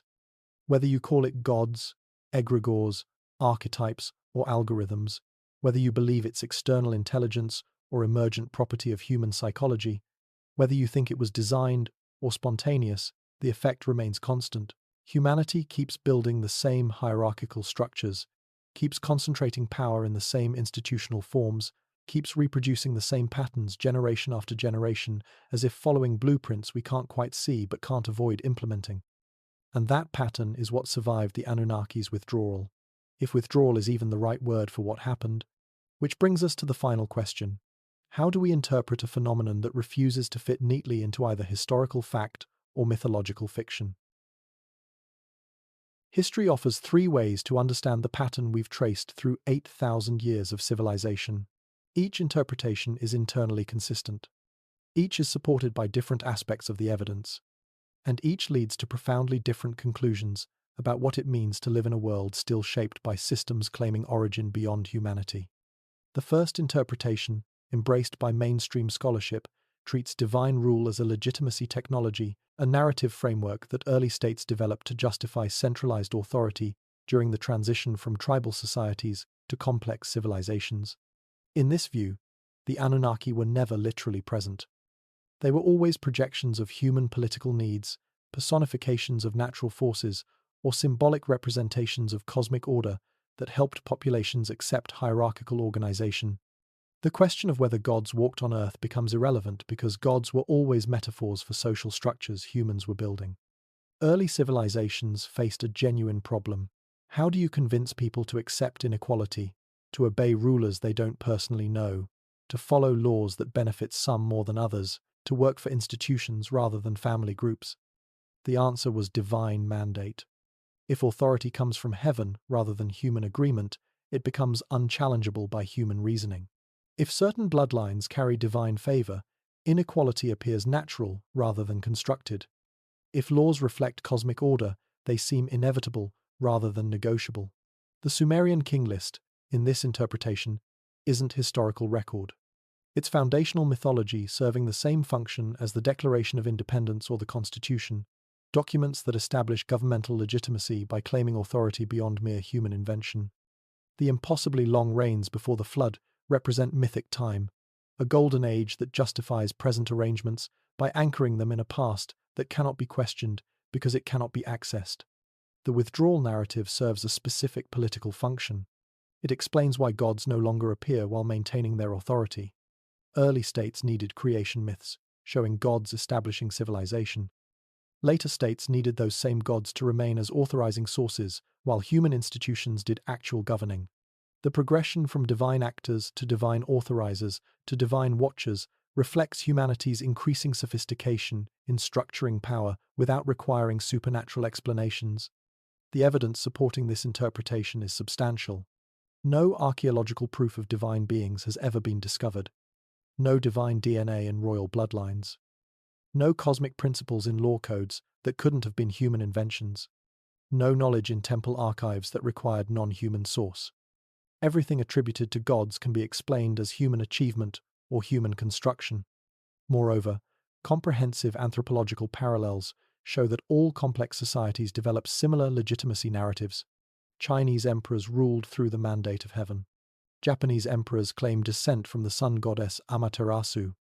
Polynesian chiefs traced ancestry to divine founders. Incan rulers were considered children of the sun. The pattern repeats globally not because divine beings visited every culture, but because human psychology produces similar solutions to similar organizational problems. This interpretation is intellectually satisfying. It explains everything without requiring anything beyond documented human capacity. It positions religion as social technology, useful for building civilizations, but ultimately reducible to human psychology and political need. The gods served their purpose in getting humanity organized, and now we can understand them as projections we no longer require. But this explanation struggles with certain aspects of the evidence. It doesn't adequately account for the consistency of systems across cultures with no direct contact. It doesn't explain the sudden appearance of sophisticated knowledge without clear developmental stages. And it doesn't address why, if divine kingship and priestly mediation were merely useful fictions, they persist into the modern era under different names, long after populations have become sophisticated enough to recognize them as constructed rather than natural. The second interpretation suggests that myths preserve distorted memories of actual historical realities. Not gods in a literal supernatural sense, but earlier forms of human civilization whose achievements seemed so advanced to later cultures that they were remembered as divine. Perhaps the Anunnaki represent memories of a predecessor civilization whose knowledge, organization, or technology far exceeded what followed after some catastrophic discontinuity. The withdrawal would then reflect real historical collapse, the end of an advanced society whose systems were partially preserved by survivors who no longer understood their original source. This interpretation takes seriously the global flood narratives found across disconnected cultures. Geological records confirm catastrophic climate events around 11,600 years ago. The Younger Dryas impact hypothesis, though controversial, suggests possible comet strikes that could have caused exactly the kind of sudden environmental catastrophe that flood myths describe. If an advanced civilization existed before this event, the flood stories might preserve actual memory of its destruction. The impossibly long reigns in the Sumerian king list might represent compressed dynastic periods or alternative timekeeping systems, misunderstood by later copyists who assumed year measurements matched their own. Cultures that tracked time by seasons, lunar cycles, or generational succession might produce numbers that seem absurd when translated into solar years, but represent reasonable spans when properly decoded. The persistent claim that civilization's fundamental institutions descended from heaven might preserve memory that they came from somewhere else, an earlier culture, a different region, a lost knowledge base that survivors carried forward without fully comprehending it. When later civilizations looked at architectural marvels they couldn't replicate, agricultural knowledge they couldn't explain, astronomical calculations they couldn't derive, attributing them to gods might have been the only framework available for preserving the memory that these things came from sources beyond contemporary understanding. Archaeological anomalies support this possibility. Göbekli Tepe's sophistication predates agriculture by thousands of years according to conventional chronology. The precision of Egyptian pyramid construction remains difficult to replicate with modern technology. Antikythera mechanism, an ancient Greek astronomical calculator, demonstrates technical sophistication that appears centuries ahead of its time. These aren't proof of lost civilizations, but they suggest knowledge transmission paths more complex than linear progressive development. The evidence supporting this view includes those geological records of catastrophic climate events, the archaeological puzzle of seemingly sudden sophistication in certain domains, and the remarkable consistency of flood mythology across cultures separated by oceans. If something globally catastrophic happened around 11,600 years ago, survivors would have preserved memories of what was lost, and those memories would have shaped how successor civilizations understood their own origins. This interpretation allows the Mesopotamian texts to be both true and false simultaneously. True in preserving real historical memory, false in the supernatural framework through which that memory was interpreted. The Anunnaki were real, but they were human, perhaps extraordinarily advanced humans whose capabilities seemed godlike to populations who came after them. But this explanation also has weaknesses. It requires a level of civilizational achievement in the deep past for which we have no direct evidence. It relies on catastrophe theories that remain debated among geologists. And it doesn't explain why the systems that supposedly came from this lost civilization all serve the same political function: concentrating power, restricting knowledge, maintaining hierarchies. If we're remembering advanced ancestors, why do we only remember their control mechanisms and not their beneficial technologies? The third interpretation, the one implied by everything we've traced through this investigation, suggests something more disturbing. Whether the Anunnaki were literal beings, symbolic constructs, or memories of earlier civilizations, the system they established behaves exactly as if it were designed to perpetuate itself without requiring their physical presence. This isn't claiming the Anunnaki remain as physical entities hiding somewhere, watching from orbit, or residing in parallel dimensions. It's observing that they remain as architecture, as the foundational structure of how authority, law, hierarchy, and legitimacy function across virtually every complex civilization humanity has built. If you wanted to create a governance system that could continue controlling populations indefinitely without your direct involvement, without even requiring belief in your literal existence, you would design precisely what we see established in Mesopotamia and persisting through every subsequent civilization: authority claiming non-human origin, making it unquestionable by human reasoning.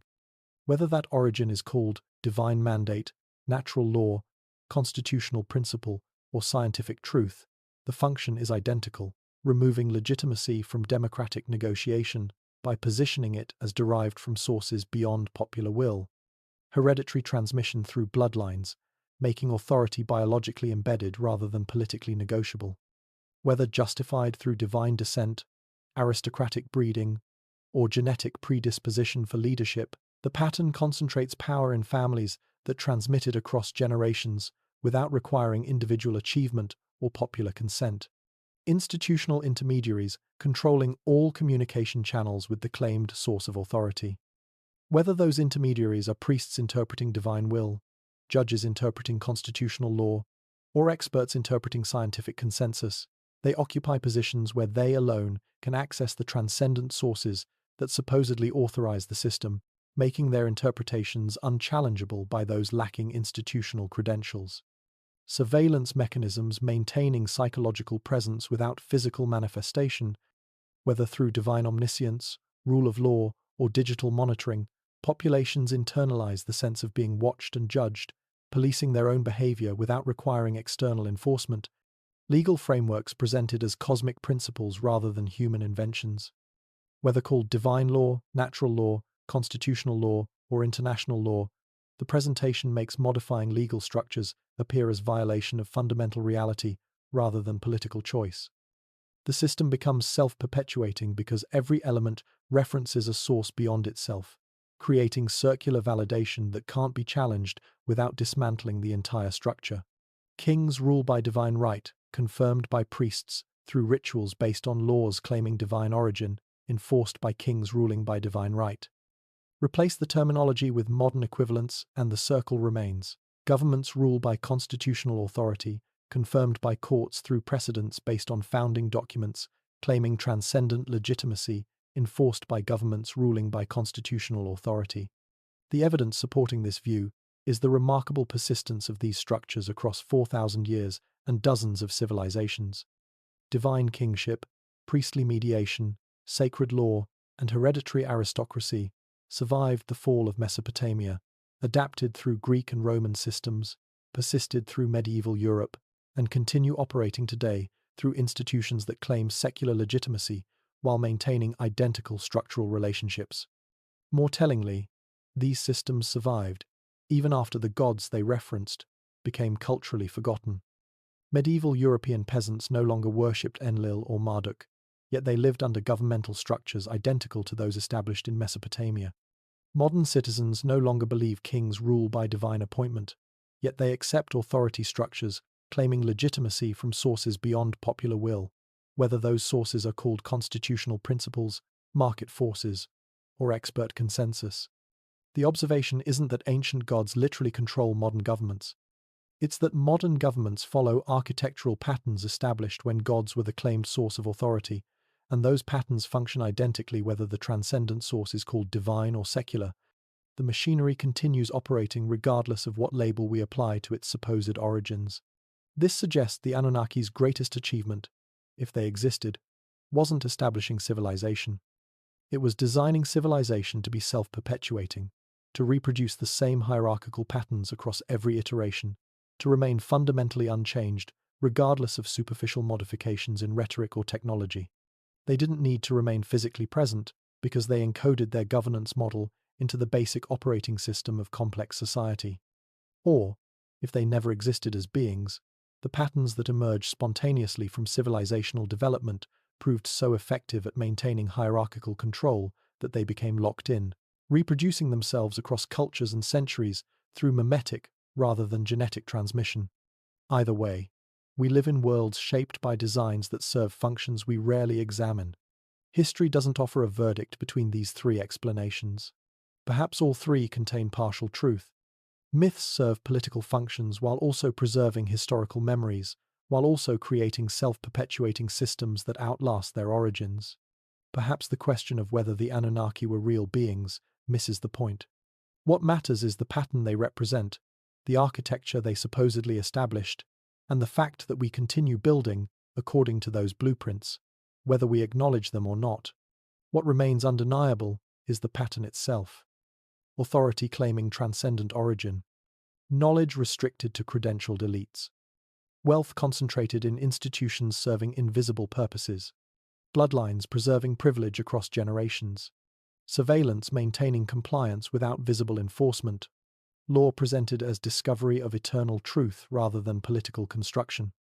These patterns persist because they work, because they scale efficiently, because they make inequality appear natural, because they remove power from realms where it can be challenged. And they all trace back to systems first formalized when the Anunnaki supposedly ruled Mesopotamia, then supposedly withdrew, leaving behind civilizations that never stopped obeying. The most unsettling aspect of tracing the Anunnaki's architectural legacy isn't discovering it in ancient ruins. It's recognizing it in the world we inhabit today, operating through institutions we consider modern, progressive, and fundamentally different from the temple hierarchies of 4,000 years ago.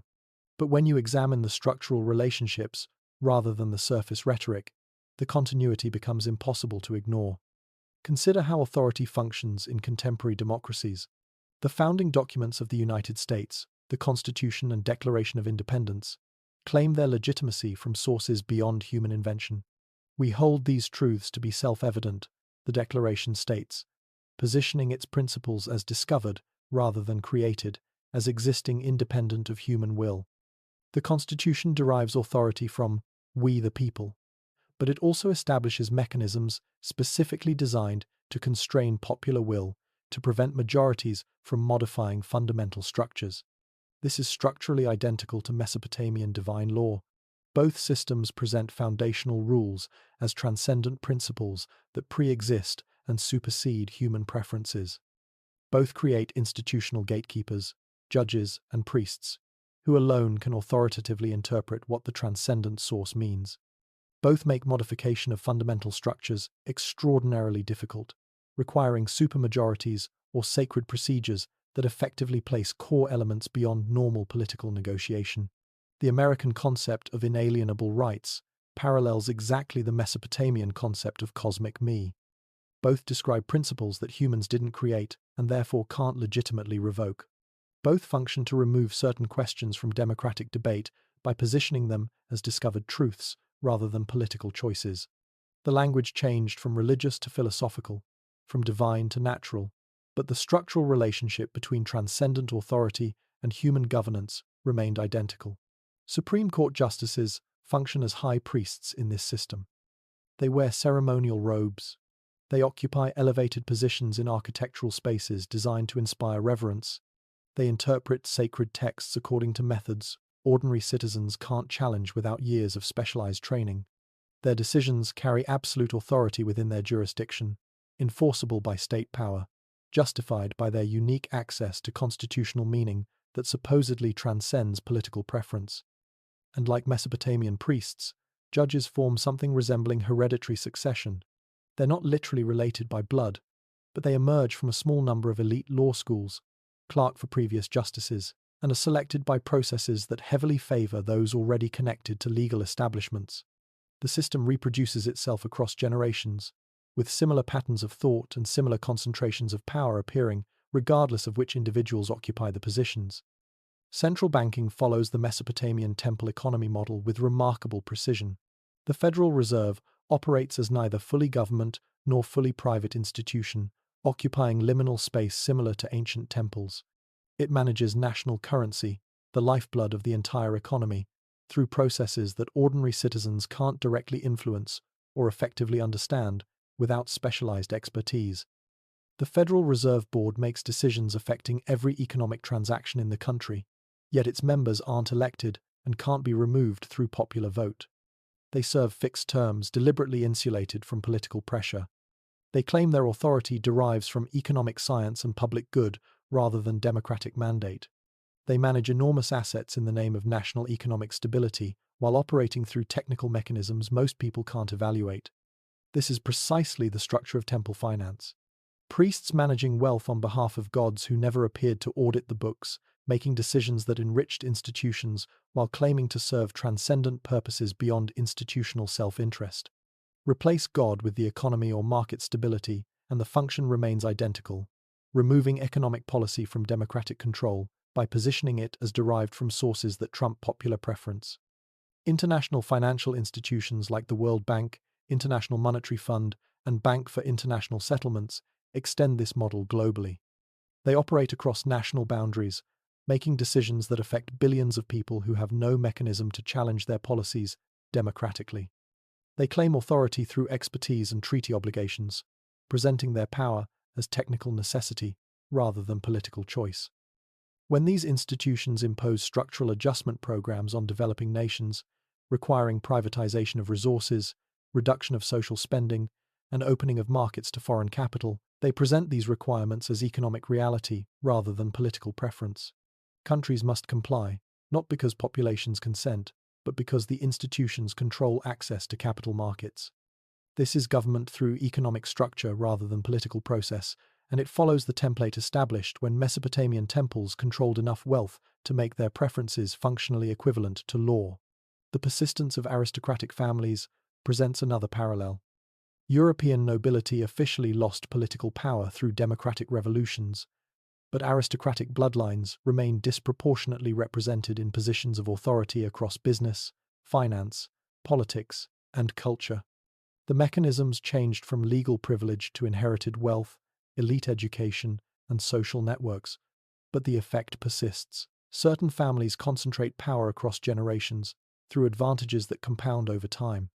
In the United States, families like the Rockefellers, Rothschilds, DuPonts, and Bushes maintain influence across multiple generations, not through official titles, but through accumulated capital, institutional connections, and strategic marriages that preserve and concentrate wealth. The justification shifted from divine blood to meritocracy, from natural aristocracy to successful entrepreneurship, but the pattern of dynastic power transmission continues. And like Mesopotamian royal bloodlines, modern elites intermarry. The son of one wealthy family marries the daughter of another, mingling capital, connections, and institutional access. Children born into these networks receive advantages from birth, superior education, career opportunities, social capital that ordinary people can't access, regardless of individual merit. The system reproduces itself across generations while claiming to be open to anyone with sufficient talent. Knowledge restriction follows identical patterns. University credentials function as modern priestly ordination, required for accessing positions of authority in virtually every domain. The knowledge taught in universities is theoretically available to anyone, but effective access depends on economic resources, social capital, and early educational advantages that remain concentrated in families with multi-generational wealth. Academic journals, the repositories of validated knowledge, operate behind paywalls that prevent ordinary people from accessing research, often funded by public money. Universities charge enormous tuition, creating debt burdens that restrict higher education to those with family wealth or willingness to enter decades of financial obligation. The system presents itself as meritocratic, while embedding advantages that favor those already privileged. And like Mesopotamian scribal schools, universities reproduce ideological conformity through credentialing processes. To receive degrees required for institutional positions, students must demonstrate mastery of approved methodologies and acceptance of disciplinary paradigms. Challenging fundamental assumptions of a field typically prevents advancement within that field's institutions. The system rewards conformity while claiming to value intellectual independence. Expertise itself functions as modern priestly mediation. Public health authorities, climate scientists, economic advisors, all occupy positions where they claim access to knowledge. Ordinary people can't evaluate without years of specialized training. Their recommendations carry weight not through democratic process, but through institutional validation of their credentials. And when experts disagree, as they frequently do, those with institutional backing have their interpretations amplified, while dissenting voices are marginalized. This doesn't mean expertise is false or that specialists shouldn't advise policy. It means the social function of expertise, the role played by credentialed knowledge holders in justifying policy decisions while insulating those decisions from democratic challenge, follows patterns established when priests claimed unique access to divine will. The transcendent source changed from gods to science, but the structural relationship between specialized interpreters and populations, dependent on their interpretations, remained constant. Surveillance technology has merely made explicit what Mesopotamian religion accomplished psychologically. The belief that gods watched everything created internalized behavior modification without requiring physical monitoring. Modern surveillance systems externalize that function through cameras, data collection, and algorithmic analysis. But both systems produce the same effect: populations policing their own behavior based on the sense of being observed and judged. The expansion of surveillance is always justified through transcendent purposes beyond political preference: national security, public health, crime prevention, efficiency. Populations accept monitoring they would reject if presented as political control, because it's framed as serving purposes that supersede individual privacy preferences. This is identical to how Mesopotamian populations accepted priestly oversight because it supposedly served divine purposes that trumped personal autonomy. The architecture persists because it works, because it scales efficiently, because it makes hierarchical control appear natural rather than constructed. And most people living within these systems never recognize them as systems at all. They appear as simply how reality works, how complex societies must organize, how authority naturally flows from those qualified to exercise it to those properly subject to it. But here's what connects all these modern patterns directly to Mesopotamian foundations. They all share the fundamental logic of authority, claiming sources beyond democratic negotiation. Whether that source is called divine will, natural law, constitutional principle, scientific consensus, market forces, or national security, the function is identical. It removes power from realms where ordinary people can challenge it by positioning that power as derived from transcendent necessities that supersede popular preference. And this is precisely what the Anunnaki supposedly established: systems that could govern without requiring the physical presence of those who designed them, systems that would reproduce themselves across generations and cultures, systems that would make their own perpetuation appear as natural and inevitable as gravity. Whether the Anunnaki were literal beings, mythological constructs, or memories of earlier civilizations, the architecture attributed to them continues operating in every complex society humans build. We live within structures designed to function as if gods are watching even when no gods exist, to concentrate power in institutions claiming transcendent purposes even when those purposes serve institutional interests, to make inequality appear natural even when it results from inherited advantage rather than individual merit. Perhaps the Anunnaki never left because they were never beings who could leave. Perhaps they were always the patterns themselves, the architectural principles that emerge whenever humans organize beyond tribal scale, principles we anthropomorphized into gods because we needed narratives to explain why civilization takes forms that serve hierarchy rather than equality, concentration rather than distribution, obedience rather than autonomy. Or perhaps beings truly did design these systems in deep history, encoding governance algorithms into human culture that would activate automatically at certain complexity thresholds, creating civilizations that inevitably develop identical control structures regardless of what any individual or culture consciously intends. The mechanism might be mimetic rather than genetic, cultural rather than biological, but the effect would be identical. Humanity, building the same hierarchies, generation after generation, as if following blueprints we can't quite see, but can't avoid implementing. Which brings us to the final question, the one that matters more than debates about ancient history or mythological interpretation. If we're still living within systems established when gods supposedly ruled Earth, if those systems persist independent of whether we believe in their divine origins, if the architecture continues shaping civilization toward hierarchy and control, regardless of democratic intentions, then what does it mean to be free within a world designed for obedience? We've traced a pattern across 8,000 years, from the earliest Sumerian city-states to the global institutions governing the modern world. Divine administrators who once walked among humans, issued decrees, and managed civilization directly. Then a withdrawal, quiet and undocumented, leaving behind systems that continued functioning perfectly in their absence. Kings still ruling by heavenly mandate. Priests still interpreting divine will. Laws still claiming cosmic authority. Temples still managing vast wealth for owners who never appeared. And somehow, impossibly, the machinery never stopped. It adapted, evolved, transferred to new institutions using different languages, but maintained its essential architecture: authority claiming transcendent origin, bloodlines preserving privilege, knowledge restricted to credentialed elites, wealth concentrated in institutions serving invisible purposes, surveillance, maintaining compliance without enforcement, law presented as discovered truth rather than political construction. The evidence doesn't tell us definitively whether the Anunnaki were literal beings, mythological constructs, or distorted memories of earlier civilizations. Perhaps all three interpretations contain elements of truth. Perhaps the question itself misses something fundamental about what they represent. What the evidence does show, beyond reasonable dispute, is the persistence of a governance model that functions independently of whether anyone believes in its supposed divine origins. Medieval European peasants no longer worshipped Mesopotamian gods, yet they lived under systems structurally identical to those established in Sumer. Modern democratic citizens explicitly reject divine kingship, yet they accept authority structures that follow the same architectural principles using secular justifications. The systems survived because they were designed to survive, designed to reproduce themselves through cultural transmission, designed to make their own perpetuation appear natural and inevitable.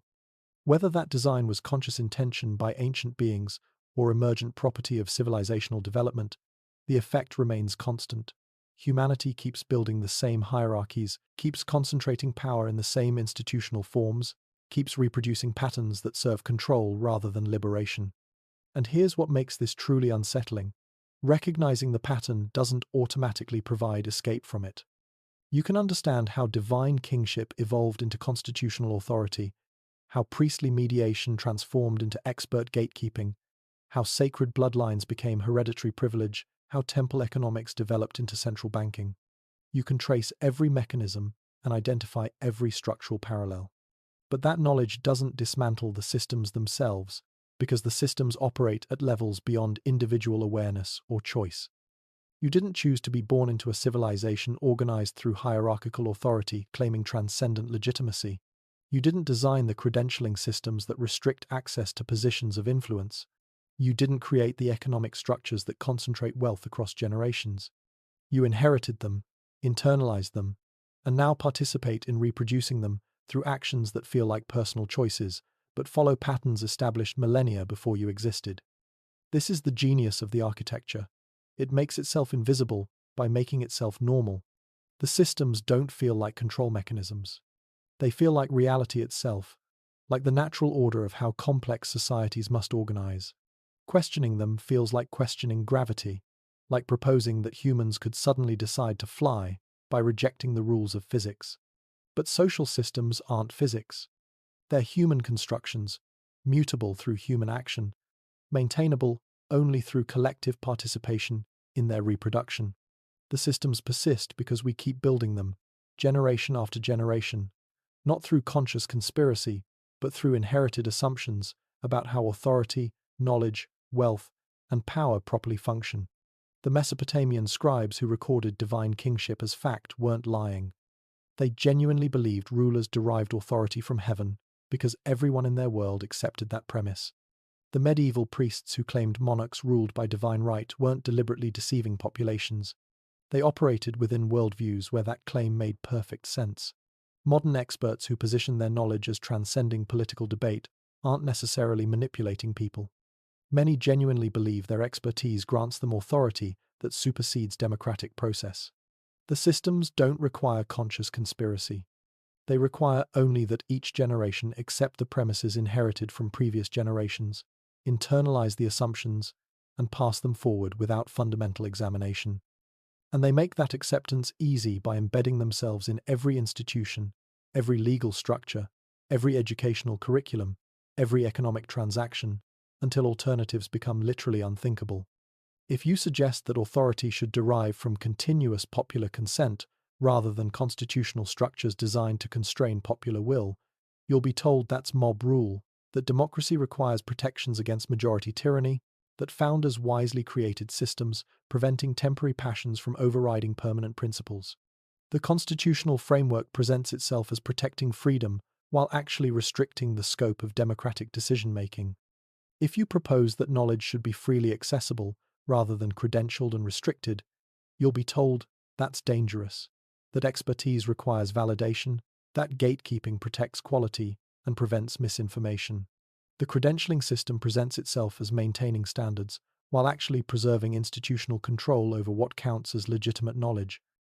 If you advocate for wealth redistribution that would eliminate inherited advantage, you'll be told that's theft, that property rights are foundational, that inequality reflects different levels of merit and contribution. The economic system presents itself as rewarding achievement, while actually perpetuating advantage across bloodlines that trace back centuries.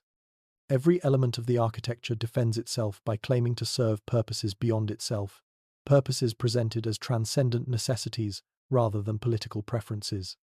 And because these purposes are positioned as beyond democratic negotiation, challenging the systems requires challenging reality itself as understood within those systems. This is what it means to live within architectures designed by beings who learn to rule without being seen. Whether those beings were gods, advanced ancestors, or simply the emergent properties of civilizational development, they established patterns that make their own questioning appear as either naive idealism or dangerous radicalism. The systems protect themselves by making alternatives unimaginable, by positioning themselves as natural rather than constructed, by embedding themselves so deeply in how we think that we can't envision organizing differently. And yet, despite this, humans keep trying. Every generation produces people who recognize something wrong with inherited arrangements, who question why authority concentrates in few hands, why knowledge remains restricted, why wealth accumulates across bloodlines, why compliance is maintained through surveillance and internalized obedience. Every era sees movements toward more egalitarian distribution of power, more open access to knowledge, more democratic control over economic and political structures. These movements sometimes succeed partially, temporarily, locally. They expand voting rights, reduce censorship, redistribute wealth, constrain authority, but they rarely touch the foundational architecture itself, because that architecture has been normalized across millennia as simply how civilization works. Reforms modify surface features while leaving deep structures intact. New institutions adopt old patterns. Revolutionary governments replicate hierarchies they claim to oppose. The Soviet Union abolished private property and aristocratic privilege, but created new hierarchies where party membership functioned like bloodline, where ideological conformity replaced religious orthodoxy, where central planning concentrated economic power as thoroughly as temple finance once did. The architecture survived under different labels because the architecture operates at levels deeper than conscious political intention. Perhaps this is the Anunnaki's ultimate achievement, if they existed. Not teaching humanity agriculture or mathematics or law, but encoding into cultural evolution patterns that would reproduce themselves automatically, that would make hierarchical control feel natural, that would persist across every attempted reformation, because they've become embedded in how humans conceptualize organization itself. Or perhaps the patterns emerged spontaneously from the pressures of managing large populations, and we attributed them to gods because minds operating at civilizational scale naturally experience collective organization as external intelligence. Perhaps hierarchy concentrates naturally above certain population thresholds, and all the mythology around divine origins serves merely to justify what would have happened anyway. Either way, the question remains, If civilization has been operating according to these patterns for 8,000 years, if every major society, independent of direct cultural contact, develops structurally similar hierarchies, if humans keep reproducing the same systems despite repeated attempts at egalitarian reformation, are we actually capable of organizing differently? Or are the patterns so deeply embedded that civilization itself requires hierarchy, requires concentration of power, requires institutional control over knowledge and wealth? This is what the Mesopotamian texts force us to confront. Not just ancient history or mythological curiosities, but the fundamental question of whether humanity can build complex societies without reproducing the architectures established when gods supposedly ruled Earth. Whether we can create civilizations that don't claim transcendent authority, don't concentrate power in bloodlines, don't restrict knowledge to credentialed elites, don't manage wealth through institutions serving invisible purposes, don't maintain compliance through surveillance and internalized obedience. The Anunnaki may have withdrawn from physical presence, if they ever possessed it.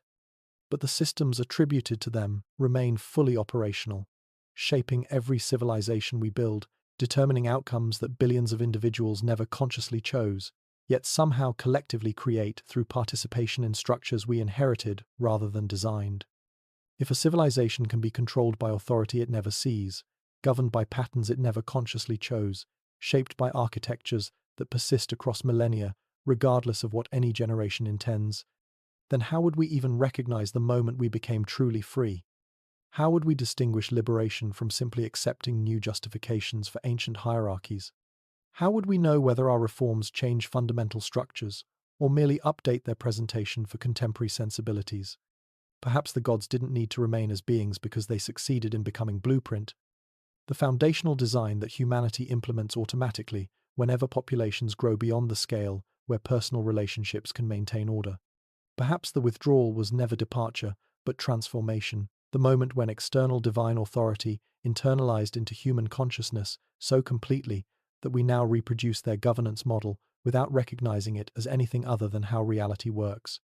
Or perhaps we're still waiting for the moment when humanity recognizes the patterns, traces them to their origins, and chooses consciously to build something different, something that doesn't require transcendent authority to justify itself, something that doesn't concentrate power in bloodlines claiming special essence, something that doesn't restrict knowledge to credentialed gatekeepers, something that distributes wealth based on need and contribution rather than inherited advantage, something that trusts people to govern themselves without requiring surveillance and institutional oversight.